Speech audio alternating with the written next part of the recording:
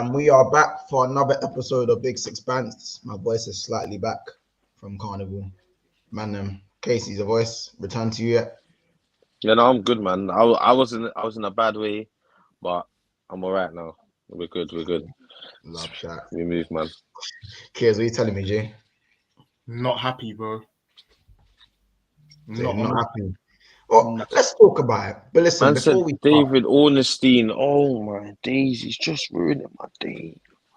Yeah, what's up, bro? we're gonna get into all the topics, all of the I'm just getting notifications popping. Gonna cover it all. Yeah, people, get your notifications on. Dash it in the chat. Listen, there's already 7 people in here. Not even a minute gone. Make sure we smash that like button. We've got others jumping in as well. We've got Ethan on his way. We've got Corey on his way. We've got another Chelsea fan on his way by the name of Vladimir's Prime to talk about what is going on at this moment in time. But big up everyone. And obviously, Kiers, I know your time's limited right now. So obviously, just chat to the people then.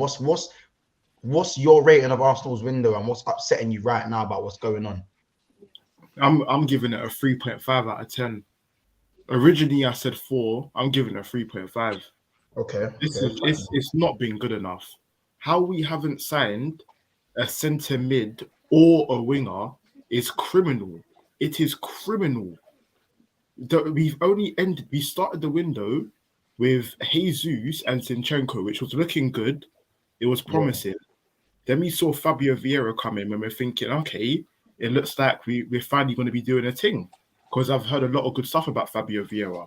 And after we signed him, I was thinking, what position is he? Does that mean we're not going to get a winger? Does that mean we're not going to get a centre mid? Blah, blah, blah. And I got told from Fabrizio that we're still going to be in for a centre mid and a winger. So I was thinking, okay, I'll wait. I was waiting 3 months. What's happened? Who have we signed? Our last signing was Zinchenko. And he's done nothing. We've done nothing to follow that up.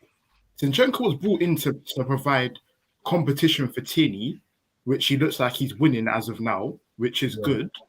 But I need starters, guaranteed starters that elevate my club. And I've got no one apart from Jesus and Zinchenko. That's 2 men. Yeah. What am I going to do with that? It's not good enough. It's not good enough. I'm sorry. And I'm pissed because we're looking good right now. And to follow up on that, we would have needed to sign one or the 2. I wanted both, a winger and a centre mid. Okay. And I said, even if we got one, I would be fuming, but I can accept it. But none out of the centre mid and winger options. It is criminal. The £25 million that got rejected, and we've been bidding for Luis all day. All day we've been bidding for him and done nothing else. Just sitting, waiting for them to accept. They're not accepting. They made it clear from the start. Villa were not going to accept. He's not for sale. So why are we spending the whole day on one guy that, for me, he's not even that good. He's okay. No, he's all right. For the price, he's not bad. Like, it's and not bad. Arteta's worked with him before. Like, there's reasons why. I get it. I get why we're in for him, but what I agree with Kiers on is that, bro, we should not have just been in for him and waiting. Like we've said, people have been saying, reporters have been saying, I've seen things out there of people saying that Tielemans is basically as good as done. All we need to do is make the bid and it's as good as done. Player wants to come, personal terms aren't the issue, everything's sorted. So why have we not made the bid? We now have 25 or 35 minutes left of this transfer window. And we have not even made one bid, bro, for Tielemans. Not one. Like, there's other midfield options out there. Surely we are in a crisis right now for a midfielder. We are crying out for a midfielder. It's clear as day. And the light has been shone on it. We've just had 2 injuries and we now had a further one in our last game to Odegaard. That's 3 midfielders, bro. We need a midfielder, and if we do not get one, I agree it is criminal. I think personally, the midfielder is more important than the winger. But if we don't get a midfielder, they're basically doing what they done last season, where if we got a midfielder, we could have potentially got top 4. They're basically taking the same risk again, only now. Well, bro, David Ornstein has just said that the pursuit of Aston Villa midfielder Douglas Luiz is over. So it said it could be. Wait, say the keywords. He said Douglas Luiz is over. It's done. So we're not signing. Look, Fabrizio tweeted as well. G. What's he saying? He's saying Aston Villa have rejected one more proposal from Arsenal for Douglas Luiz. Arsenal have still not left in negotiations, but it looks really complicated with Aston Villa. It's done. That he's not going to accept. You know that is Stevie G moving stinge. Yeah, he's basically saying, I'm not busting Arsenal. Nothing. It's not that. You don't need. Why would he need to sell him? Steve, what is he going for free then? How about this? Could you imagine if Douglas Luiz magically, like, let's say Liverpool just coughed up 50 M's and he signed him? Yeah, obviously it's 50 M's, isn't it? 50 M's. Yeah, no, 50 M's he's gone, G.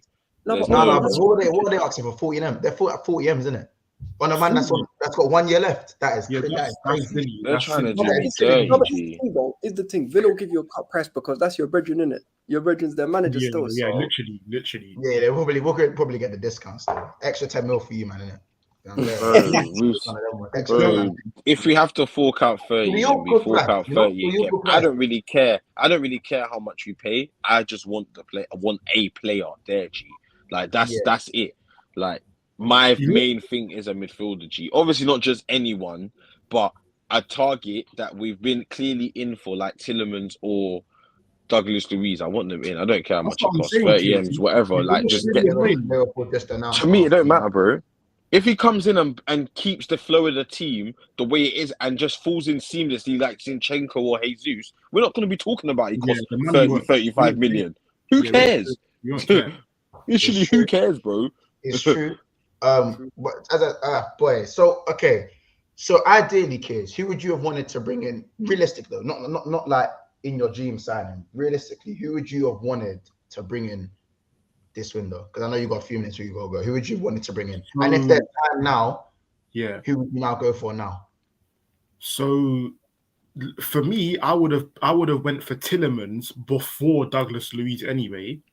Yeah, and it's annoying because, like I said, it was so clear from the start that Gerrard did not want to sell Luiz. It was so clear. So because of that, how we spent our whole day on just him it's weird to me. And the money that you've bidded for him, you literally, because Leicester lowered their valuation for Tielemans to 25 M's. They lowered that on Wednesday, I think it was, or Tuesday. They done that. Sky Sports reported it. So if you've done that, the money you just spent, you just bidded for Douglas Luiz, slap it on Tielemans. Just say to him, look, 25 million, here you go. Personal terms, not an issue. We know that. That will get wrapped up within the next hour. You saw, I think it was, I'm not sure how you pronounce the name, Zakaria to Chelsea. Do you know how quick that deal got wrapped up? I saw that on the notification on the phone. Yeah, he might not be the greatest or whatnot. I think he's okay, but it got done quickly. That's how you're supposed to move. Go get Tielemans, get it done. It's crisis mode. So Tielemans, would you say crisis though? Crisis mode, bro. It's crisis mode for midfielder. It's crisis mode for midfielder. It is. Partey, he's finished. This guy's injuries pissed me off as well. He's another one. I'm even thinking to sell him because his injuries is just annoying me. And we need the centre mid that can replace, that can have the we need that's it, Kay. You're annoyed because we don't have backup. That's why you're annoyed. Yeah. Just like Montel's happy with Thiago to can play in 20 games. And I'm not drawing you out, Montel, by the way, so don't take this as a dig. But I'm saying Montel is happy at the fact that Thiago can only play around 20 games, a season, or 25 games a season, whatever it may be. Yeah. Because he knows the quality he's going to get. And I feel like when Montel had backups, it wasn't an issue that Thiago could only play 20 or 25 games because the people that were filling in could do a thing for those games he's not playing. Bro, the same should be with Partey. We should be able to have quality like that, even though he's not available, 35, 36, 37. Because if he was, bro, we'd be talking about someone worth 80, 90 M's, bro, if he was available that many games. So the fact that he's not available for that many games, we should have someone, and we know that because it's been that since he's joined. You know, so we should have identified and just got backup, because if we got backup, we wouldn't be complaining the same way we're not complaining about Zinchenko because Tierney, sorry, because we have Zinchenko. That's the main problem is the backup, bro. You know it's though, bro. The thing is, this is where I'm kind of different. I'm a bit different in it. You see, when people say, "I go get backup for your player," for me personally, and this may sound a bit like a bit far fetched, but when I go for someone who's supposed to play in a position where I've already got someone in there, I try to look for someone with more quality in it. Because what it does is it means that guy, now he knows his position ain't safe. So when Tierney comes back to full fitness, he knows I don't just walk back in the team, I have to put in work. And it gets purple. You see what we did with Cucurella? So Chilwell's a baller in it. But Cucurella, a lot of people rate him higher. But we needed a backup because the other backup was that criminal Alonso. And listen, I'm glad he's got in it. He's washed. So now Cucurella is back in the team. Chile don't walk back in our team, innit? So if you're going to go get a midfielder, you need to get someone who's ideally either on Partey's level or a bit better still, because then that way you have a bit more competition in the team and you become better in the team. I'm just thinking who though. Let's just look at some comments. Basuma would have been good. I'll tell you who would have been good for Arsenal. Sangare would have slapped for Arsenal. Yeah. Probably. Let's just say Assad is being shameless. Says Pierre-Emerick Blood Clot Yang. Oh my gosh! Another Arsenal player coming to he's the best. No, alignment. Now all of a sudden, thank you, kids, for saying that. Now all of a sudden he's the next thing after sliced bread. Listen, that Jed's still gonna run a boomerang, Auba, Wingy, all them things there, man. Yeah, make sure. I want to hear those names still. I want to hear those names because people had plenty of names. I'll be rising them up. I'll be rising them up. Big up Joe. As I said, Arsenal needed a midfield and another winger. This will cost them later down the line. Trust me. Definitely, Joe definitely. Liverpool do have an option to buy for Melo. Official Juventus statement: 37.5 million euros. Big up Elias. And also, if Thomas Partey gets injured, they're back to square one. Thank you. This might sound mad, but I low-key miss Alonso. I'm a low-key Mr. Alonso. He had his flaws, but no one can deny that he's helped us in times of need. I think he was overly hated. He wasn't great, but it is what it is. But listen, I know kids. I know you gotta find your way.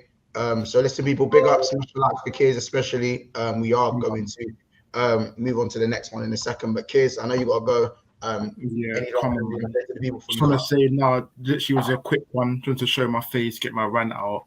Need to be somewhere. But big up everybody who's tuned in. Big up all the viewers. Keep liking, subscribing, sharing. Road to 2.2K, man. Big Six family, you're doing big things. So just keep sharing, keep liking it up. Big up everybody, man. Seriously. Cool. All right, man. Take care, bro. Obviously, we're gonna get the rest in a second as well. Take care, brother. Take care, bro. Carry on. So, Arthur Melo.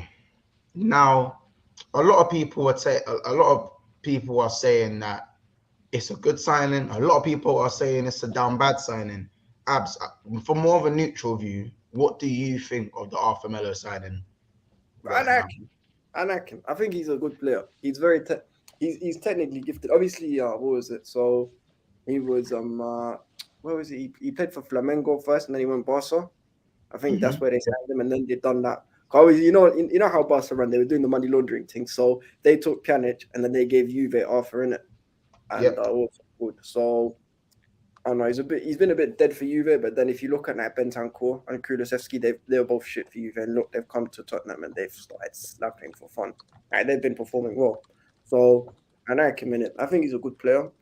He's more like I'll be real. I've not really watched too much of him recently, but from what I've read from other people who watch Serie A a bit more, he's more like a Thiago type player in terms of he likes to control the tempo, but he's also a bit more progressive with it.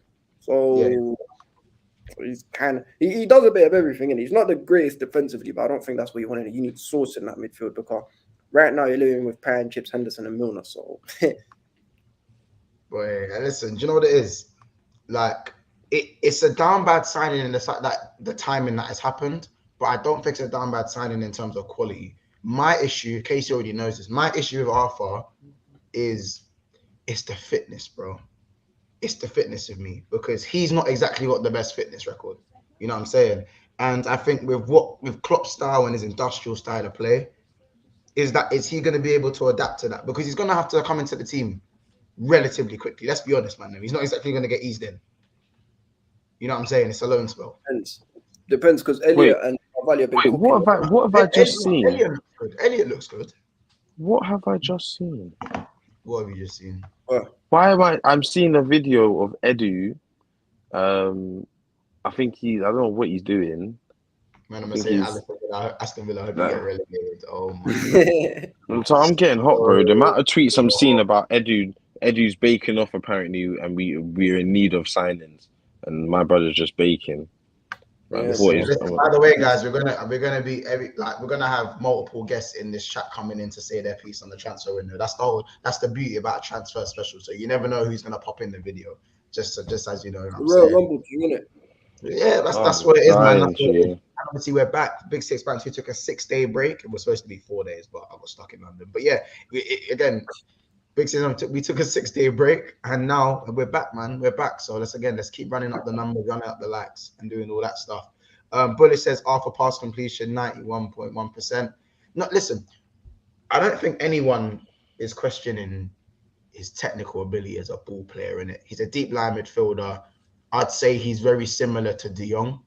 People like Sadiq Edwards, we got yourself bro from yesterday as well. He's saying it offers a mix between Thiago and Gini in terms of playing style. But I think I haven't seen any reliability in the last 3 years. So it's kind of a wait to see. Right now, I would have taken myself at centre mid for Liverpool at this point. No, but who's the main guy you wanted though? Henderson's got a hamstring injury. Did you guys even know that? Henderson's injured now. Yeah, I know. No, but for real, but let's say it's a dream scenario. You get to choose any baller you want, blank check. Who are you taking? Oh, Barella. Oh, for real? Every day of the week. People, as I said, I'm not on the Bellingham train, bro. Bellingham is not guaranteed success. Like, I don't know where that notion comes from. Like, he's like, as to say, he's the perfect midfielder of Liverpool. Nico Barella is the guy. He's the guy. He's the guy. He's the guy, bro. Like, when we smacked up Inter in the champs last season, Barella didn't play either of those games. Like, I was like, do you know what I'm saying? Game could have been different if he played, because that guy's, he's ridiculous. See the volley he scored the other day as well. Just dumb. Asad says, Mont, sorry to break it to you, but you are not winning the Premier League this year. I don't even think you're challenging City are on another level. You lot are really not that good. I'm deep in it now. Another one to pray on my downfall, but I hear it. To be honest, I can't lie, Montel. I'm hearing the chat that you're not going neck and neck like the seasons before. I can't lie. I don't see the neck and neck thing this season. I can't lie. I don't even see you beating them. Usually, I see you beating them at home and them beating you away, and that's how it goes. Like, I don't even know if you could beat them at home. Oh, but you deep it. When's the last time? In fact, you know what? Now I do. When's the last time Liverpool actually beat City in a competitive game in the league? It's been time. 2019, you know, 3 years. I'm telling you, but they've got Montel's number right now. When have they beaten us? Because they drew. We drew to them twice. We drew. No, you know what it was. So obviously, no. What do you know what it was? Let me know. So when they slapped you up 4-1 at Anfield in the pandemic year, innit? It wasn't at Anfield, but go on. It was. Yeah, no. No, it was at Anfield. They came to your end and slapped 4 past you. Oh yeah. In 2020. 2021. The start of 2021, because that was probably the first game. Was that the first game? I'm not sure that was at Anfield. You know. You sure that was at Anfield? Let me check. You know what? The simple solution is just go check the results. We lost 6 games in a row. We lost 6 games in a row. I'm not sure if one of them was to see. So this is the 2021 season, isn't it? All right. So the results summary from January. It was in February furthermore. So you lost 1-0 to Brighton at home, and then 4-1 to City at home. Oh, it was at home. Yeah. Then you lost to Leicester 3-1, and then Everton 2-0. Jeez. That's getting a bit hot. We were just handing out freeze. We were just handing out freeze. All and that's crazy.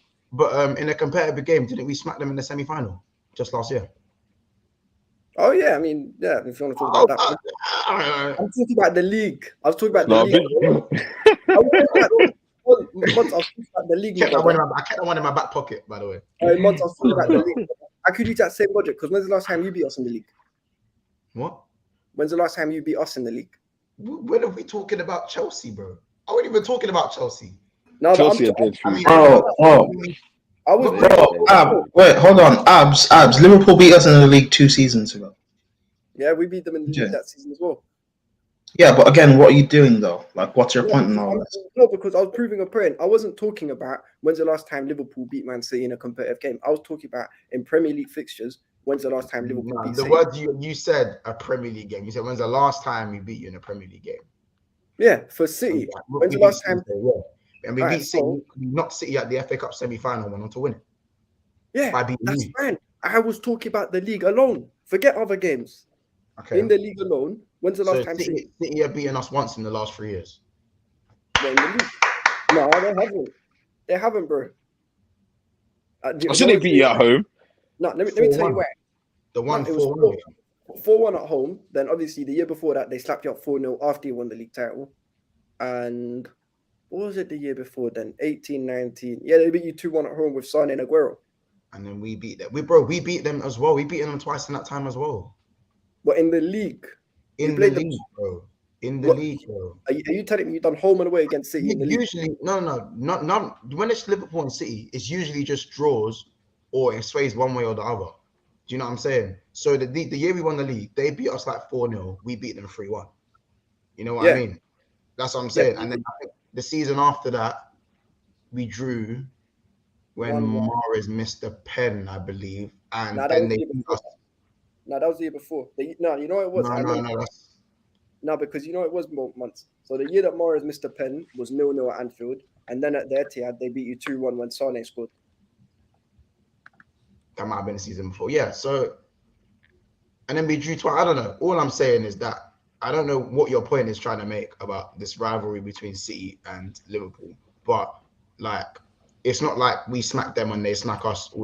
It's been quite... Again, we knocked them out the FA Cup. We drew both games, both scintillating games. I think in a head-to-head right now, I think City would get the best of us right now. But definitely. Most definitely. But I think at the same time, we had that 11 in the Community Shield with the same 11, and we won that game. So I don't know, innit? I think no, but they have Haaland now. They had Haaland. Haaland played that game, bro. But no, but that was a warm-up Haaland. This is I'm warm Haaland. This is the I'm warm now. Yeah. I'm warm.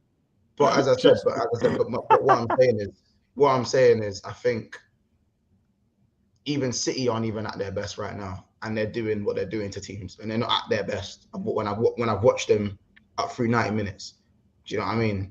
I think they have gears to go up. But listen, we're gonna add in more. It's the Prem panel. As I said, you never know who's going to pass through. So for one, we've got a homegrown Corey, fresh from his dub. What are you telling me? I mean, obviously the Martinez slander doing his thing in it. Can't really say much about that. But yeah, I'm not happy with the attacking performance, but the defense is starting to do something now, isn't it? They're starting to become a decent defense. Yeah. I think I don't know. Like Man United still stink in my opinion. Sorry to burst your bubble. They still stink. I feel like that Arsenal game is going to be a very interesting game. Now, I'm saying it from now on stream. If I do not get a dub, I will be hot because they even with your midfield options. Even with my midfield options, their midfield is still dead. All right, I can say they've got steady now that they have Eriksen, Casemiro and Bruno. But I still feel like Bruno does the same. Just when he gets the ball, he looks for that Hollywood pass. I still feel like he's just not careful with the ball.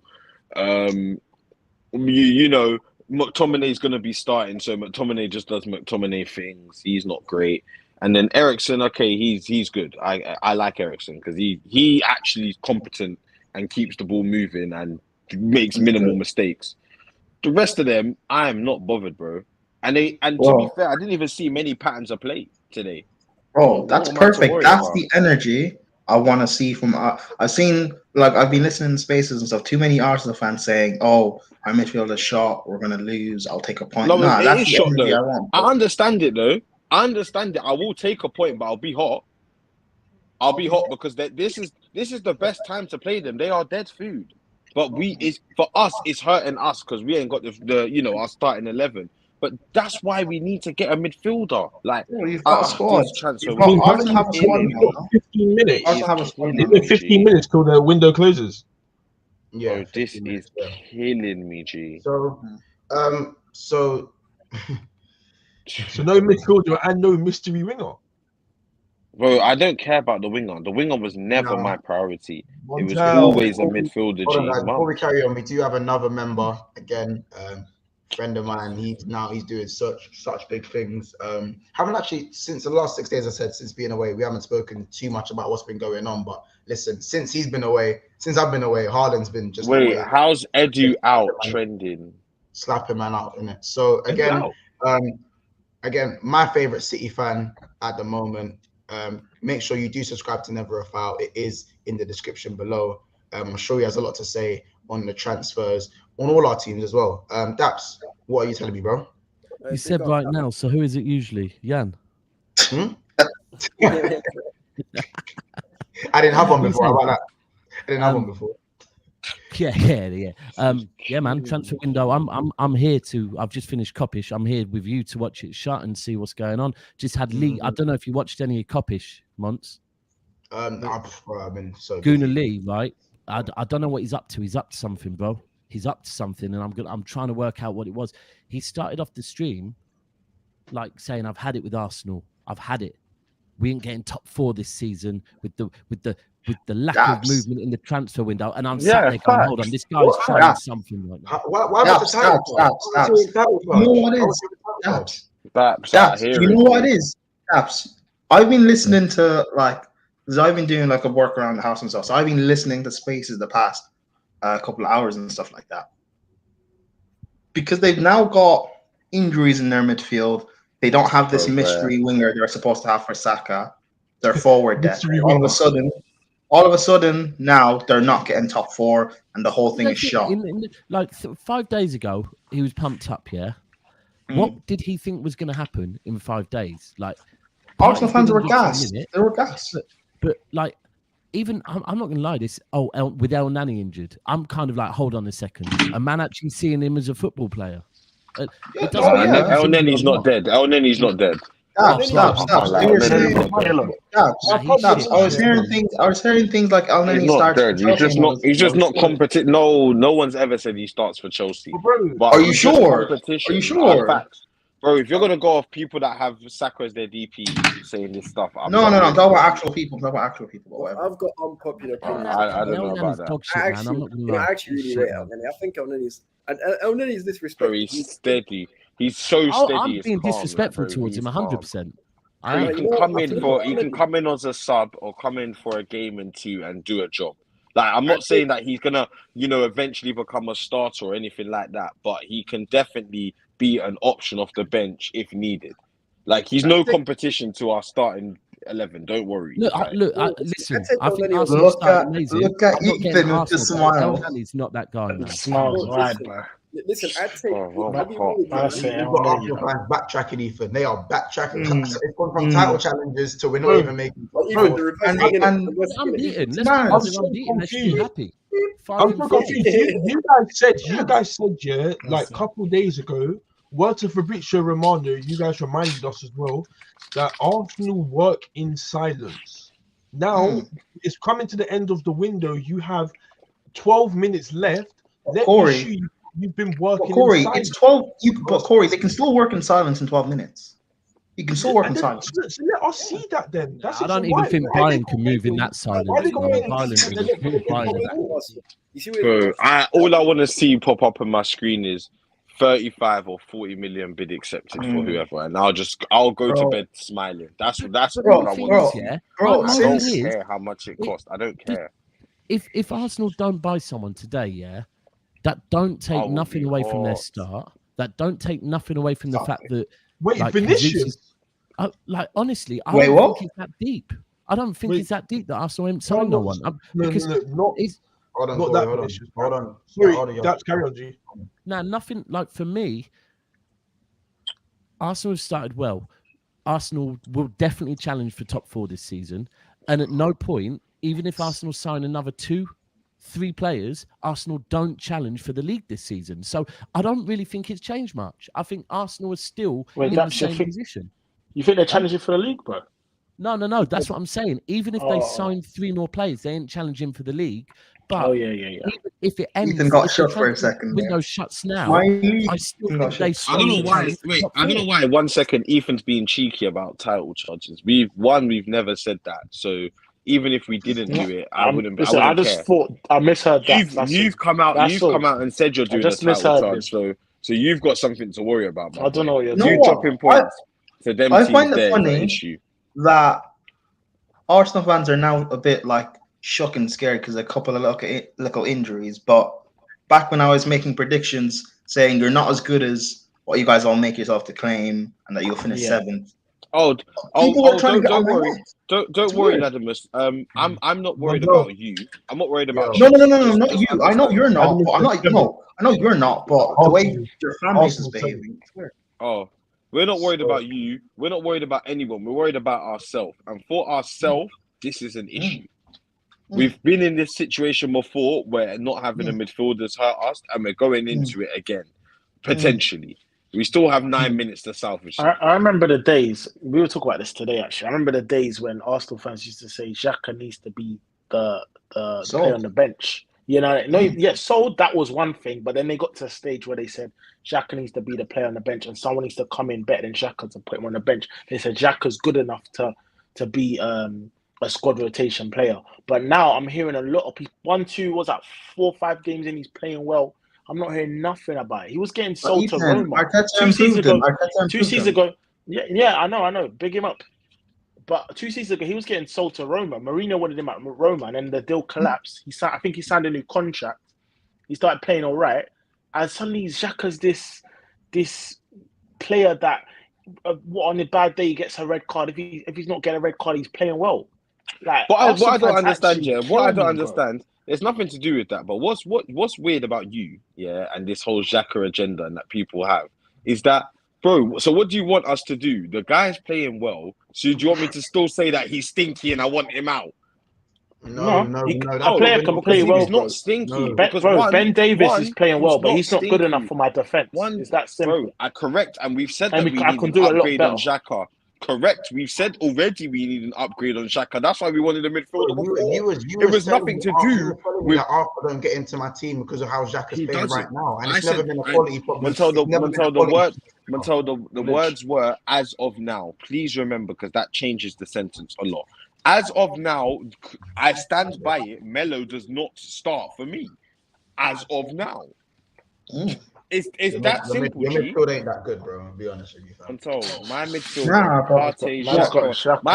of Partey, Xhaka, and Odegaard is better than having Arthur Melo in that. Bro, your best midfielder plays. I'll tell you that for free. 20 games in a Premier Oh yeah, Partey. Fair enough. Which leaves you some games. Partey is not their best midfielder. And that's not good enough. Who would you say the best midfielder is, Ladimus? Their best midfielder is Xhaka. Xhaka, I hear it because he's available all the time, G. Like, brother, he's there. If you're taking availability in terms of ability, I hear it. Yeah, but in terms of ability, let's just say it's Partey, innit? And majority of the time, bro, you're playing your own league now.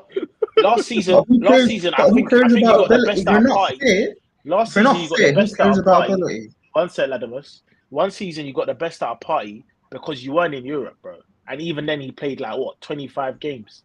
Now you're in Europe. He's going to play even more games. He needs to be available even more. And you're left with Xhaka and El-Neni. We're done. I know this shit stinks, fam. It stinks. I love it. You've got Bentancur in your midfield. Allow me, G. I love it. But when I was making predictions, and I said when you're hits, Arsenal finished 7th, I was mad. I was crazy. It happened. Let's go. So why do you think I'll finish 7th and you've wait, Ladimus? Do you know what's so cheeky? You can't come on this. You can't come on here, right? After I'm top of the league, 5 wins. After your disrespectful start, do you know how embarrassing your start is, bro? Your manager says we easily get bullied. Your manager, but we'll still get. The thing is, as bad as the start apparently, as bad as Chelsea's start apparently is, you don't have a striker. Yeah, your wingers can't. You didn't have a striker last season. Your defender Koulibaly that you spent. You didn't have a striker last season. Like Reece Bro, James is a shadow bro. of himself. Like, listen to Okay, me, bro. cool, There's yeah. bare issues Hold on, at your club. Haaland. Hold on. Don't speak Hold on, to me hold on, about hold where on, I hold will on. end up. This Hold brother, on. Please, Wait, please. hold on. this As brother- bad as you say Chelsea start is, we'll still get top 4. So Yeah, what are you doing? and they'll still finish above you. That's Hold all. on. That's all. Bro, Guys, I've been guys, listen. just- I've been I've saying, listen, getting top 4 is not difficult to do. We will get it quite No, we easily. We won't. We will get it quite easily.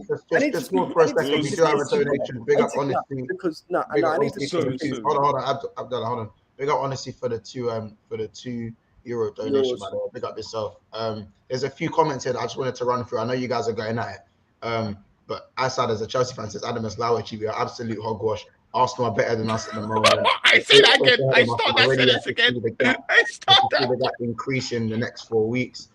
I said basically, I said just getting that Adamus said it because we're But hold finishing. on, hold on, no. But let me respond to that. The thing is, though, like, how am I bringing anything towards Chelsea? What I'm saying, I've been saying since forever. All you do is just like banter Liverpool, and then they'll just say that they've been beating us. Then you have nothing to say, and you'll cry in the comments. Like, if you have something to say outside, come on here, say it. Like, at least for me, at least I'm consistent. We will get top 4. It's not difficult. Top 4 is not difficult to achieve, even with our midfield problems. Us not having a striker that we didn't have last season. It just takes consistency. That's we it. will still quite easily get top 4. It's not hard. You know where we won't get top 4? Let me speak. Casey, number one, some of the things he said. So Koulibaly, yeah, he may have had 1 or 2 bad moments, but he's still been crazy, and he walks into your back 4 anyway. Walks in, I don't know. Yeah, he does. He's better. I got Gabby and Saliba. Gabby's washed. Are you sure? Gabriel washed. Are you He's sure? not washed. He has a mistake in him. Washed. He has a mistake in him, He's but he's washed. not washed. Bro. How can you say a 23-year-old's washed? Your fan base is on Gabriel's neck. How is a 23 or 24-year-old washed? I don't care. I don't care about his age. Listen, you know what? Do you think Koulibaly gets in United's defense? What? That's not even a question. Of course he does. I'm not, serious question. Do you think he gets in? What kind of mad question is that? Yeah, I think what kind of mad question is that? Sorry. So apparently, Corey, do you? Wait, one sec. Corey, this is my point. Why is it questionable if Koulibaly gets in United side, but Gabriel has been better than Varane and Martinez? He hasn't though. Gabriel has not been better than Varane. It's not questionable, Corey. It's not questionable. Let's just shut that down. No, he hasn't. Koulibaly getting into Man U defense is not questionable. Wait, Latimus, is there a team that Koulibaly can't get in? Let me ask you that. I wasn't talking about Koulibaly. I was talking about. Let me ask you that one just to close this off. You know all about apparently my throat as well. What? I see. What team does Koulibaly not? What team does Koulibaly not get into? Koulibaly walks into Man U's team. It's not questionable. Hold on. Wait, what team is Koulibaly? Stop! Hey, hold on! Hey! Now, man them. I'm trying to ask that question to you. There's 2 minutes left of the transfer deadline. Get Douglas. I don't know why Koulibaly is when you're trying to champion football when it's Chelsea. Right now, Casey, again, you have obviously just to name a few signings. Let's name a few signings that's happening. Bro, I'm top of the league and man are laughing at me. Casey, so weird. Stop biting. I can't wait. We'll laugh when Arsenal are top. We'll laugh when Arsenal are 17th. We'll laugh when you're 8th. Of course, we're gonna laugh. Man City win the league with like 12 points ahead. I'm telling you this now. The way it looks like Man City winning the league with 12 points. Corey, give me a second. So, just to name a few of the signings that have gone through in the Premier League. Bednarek is now signed for Aston Villa. Carlos Vinicius, formerly of Tottenham, on loan.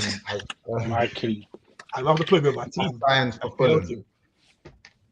Taif Chong has also gone to Birmingham City away from Manchester United. That third young. Pick him up, Chong man. Enjoy. Dan James has gone to Fulham. Deal agreed. After being did it go to Tottenham? Is that alone? Tottenham, the move hasn't happened. Juventus have announced that it's a 37.5 million price tag if Liverpool want to go and buy it after Melo, but the move for now is on loan.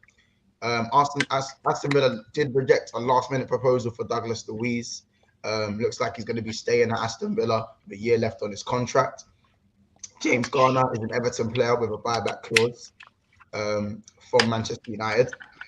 Obviously, probably because of the arrival of Casemiro. We are done, fam. Look, transfer window's closed. No. Decided to stay at Barcelona and not go to Chelsea. Auba is now a Chelsea player, pretty much. Bernardo Silva ain't going nowhere. Here's to Bernardo Silva is staying. And Akanji has come in at centre back. Akanji from Borussia Dortmund has signed for Manchester City for quite a cut price as well. I believe it was like 70 million. It wasn't even that much. It wasn't from Dortmund, was it? Yeah, Akanji plays Dortmund. Yeah, Dortmund. Oh, okay. What? How much for? It's like 17 mil. That's, you know how much it is? That's 70 million. It was like 17 mil or something. It was quite cheap. Imagine we bought Alvarez, Haaland, Gomez, Akanji, whatever my guy's name is, and Calvin Phillips, and we've made 20 million profit this summer, at least. Mad. Yeah. So, and Serge Aurier has also signed for Nottingham Forest. I'm tired. Hey, wait. So, just one second. Maitland Niles is joining. Did you say Serge Aurier? Is that Nottingham Forest? Yeah. Serge Aurier. That's the one that killed me the most. That says Serge is back. I don't know. Ainsley Maitland-Niles has joined Southampton on loan. And Chelsea, of course, have signed Zakaria. Now, is that all they've signed though? Is that all they've? Aubameyang's over the line as well, right? Aubameyang's over the line. Zakaria. They got Kukurea, they got Koulibaly, and they got Fofana. And Raheem Sterling. Bro, that's a basic Sterling. That's a basic window. Hey, Ladimus and Abs, I'll tell you from now. You've been this Zakaria player, yeah, bro. This guy is a absolute baller. This Zakaria guy. I wanted him. He's dead. No, he's dead. He's not dead. He is not dead at all. He's dead. Wait, have you watched an absolute baller? I was just about to say, Corey's seen like one clip, bro. Man said he's an absolute baller. I was going to say beast. He's a beast. I was linked with this guy for at least 2 seasons. At least. Wait. Corey. You watched him when he's been at Serie A? In Serie A? You watched him in Serie A for Juve? No. I didn't watch him in Serie A. I watched him a couple games, but from what I've seen from him, he's an absolute baller, bro. And more than 10 games. More than 10 games. Zakaria average. Corey. I know people that watch Serie A. He's washed. Let's not do that. No, he's washed. He's not. Bro. You he's all right, No, I'm saying this loan deal is going to be like Saul and stuff like that. It's not. Exactly. Yeah, because players don't get enough time at your club. That's the issue. He's just a bot. He's not. But the thing is, like Saul was actually, I would have given Saul another year. Yeah, he should have got more time. With Zakaria. Bro, if you went and watched Rodri's first season at City, and especially like the first 4 weeks, yeah, right, and then you watch Sal's first 4 weeks at Chelsea, they're very similar. But basically, after Sal's first 4 weeks, that was it. Everyone cut their ties with him, didn't want to start him no more. You can't expect players in certain positions to come in and hit the ground running. Now look at Rodri.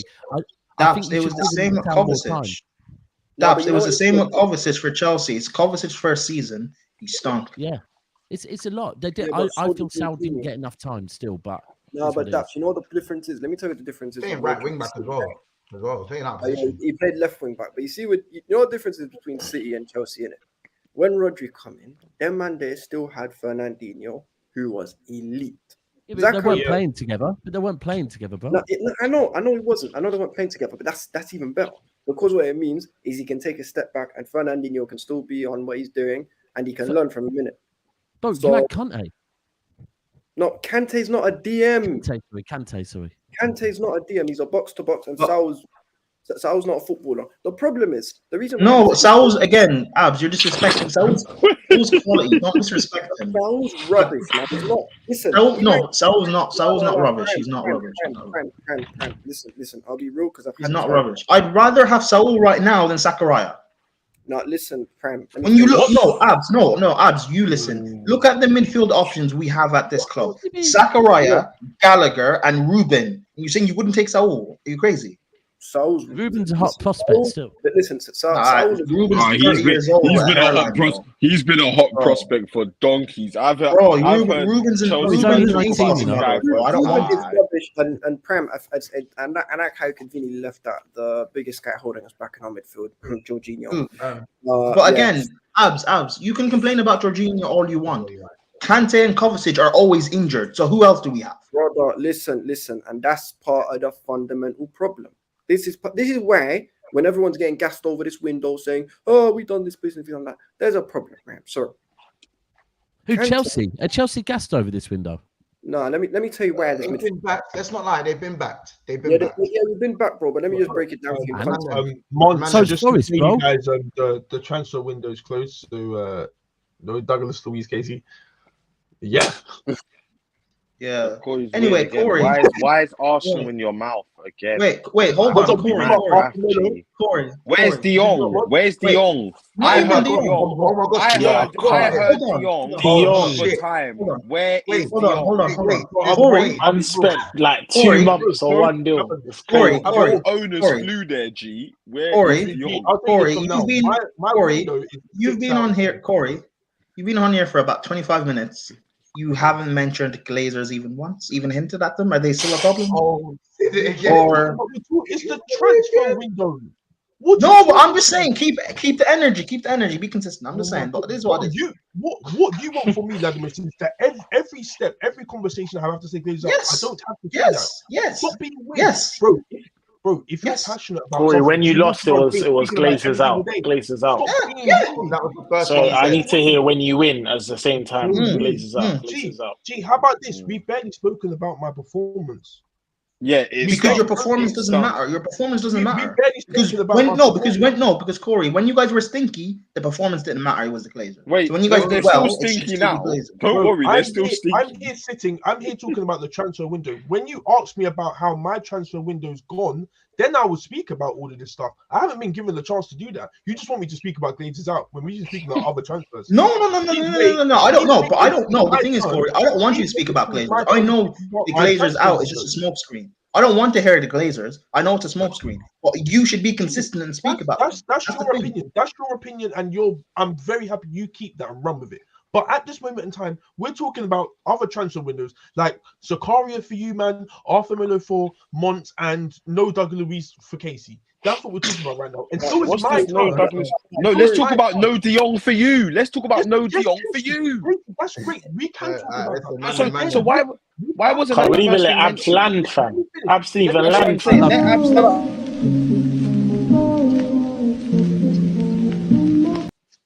I love this. Months. We have to do a collage here. We have to get some clips of. There's obviously from this show and from Cass on Never a Foul, of the amount that De Jong got spoke about, I need to go back.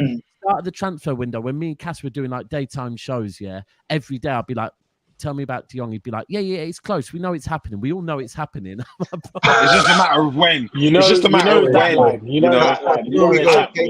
It even got to the point. I know you got to go in it. Say before you need to head out.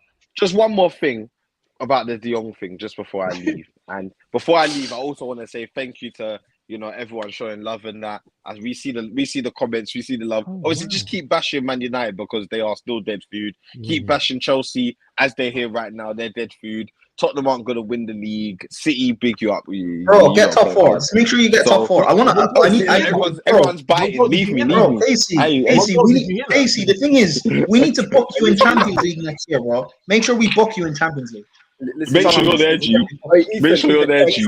Make sure you're there. But the one thing about De Jong, just before I go, the one thing about De Jong, So Corey, I was told at the beginning of the window, obviously you were surprised you was in for De Jong and whatever, but you had the money, so you thought you could get him. It then got to a point where it was taking so long.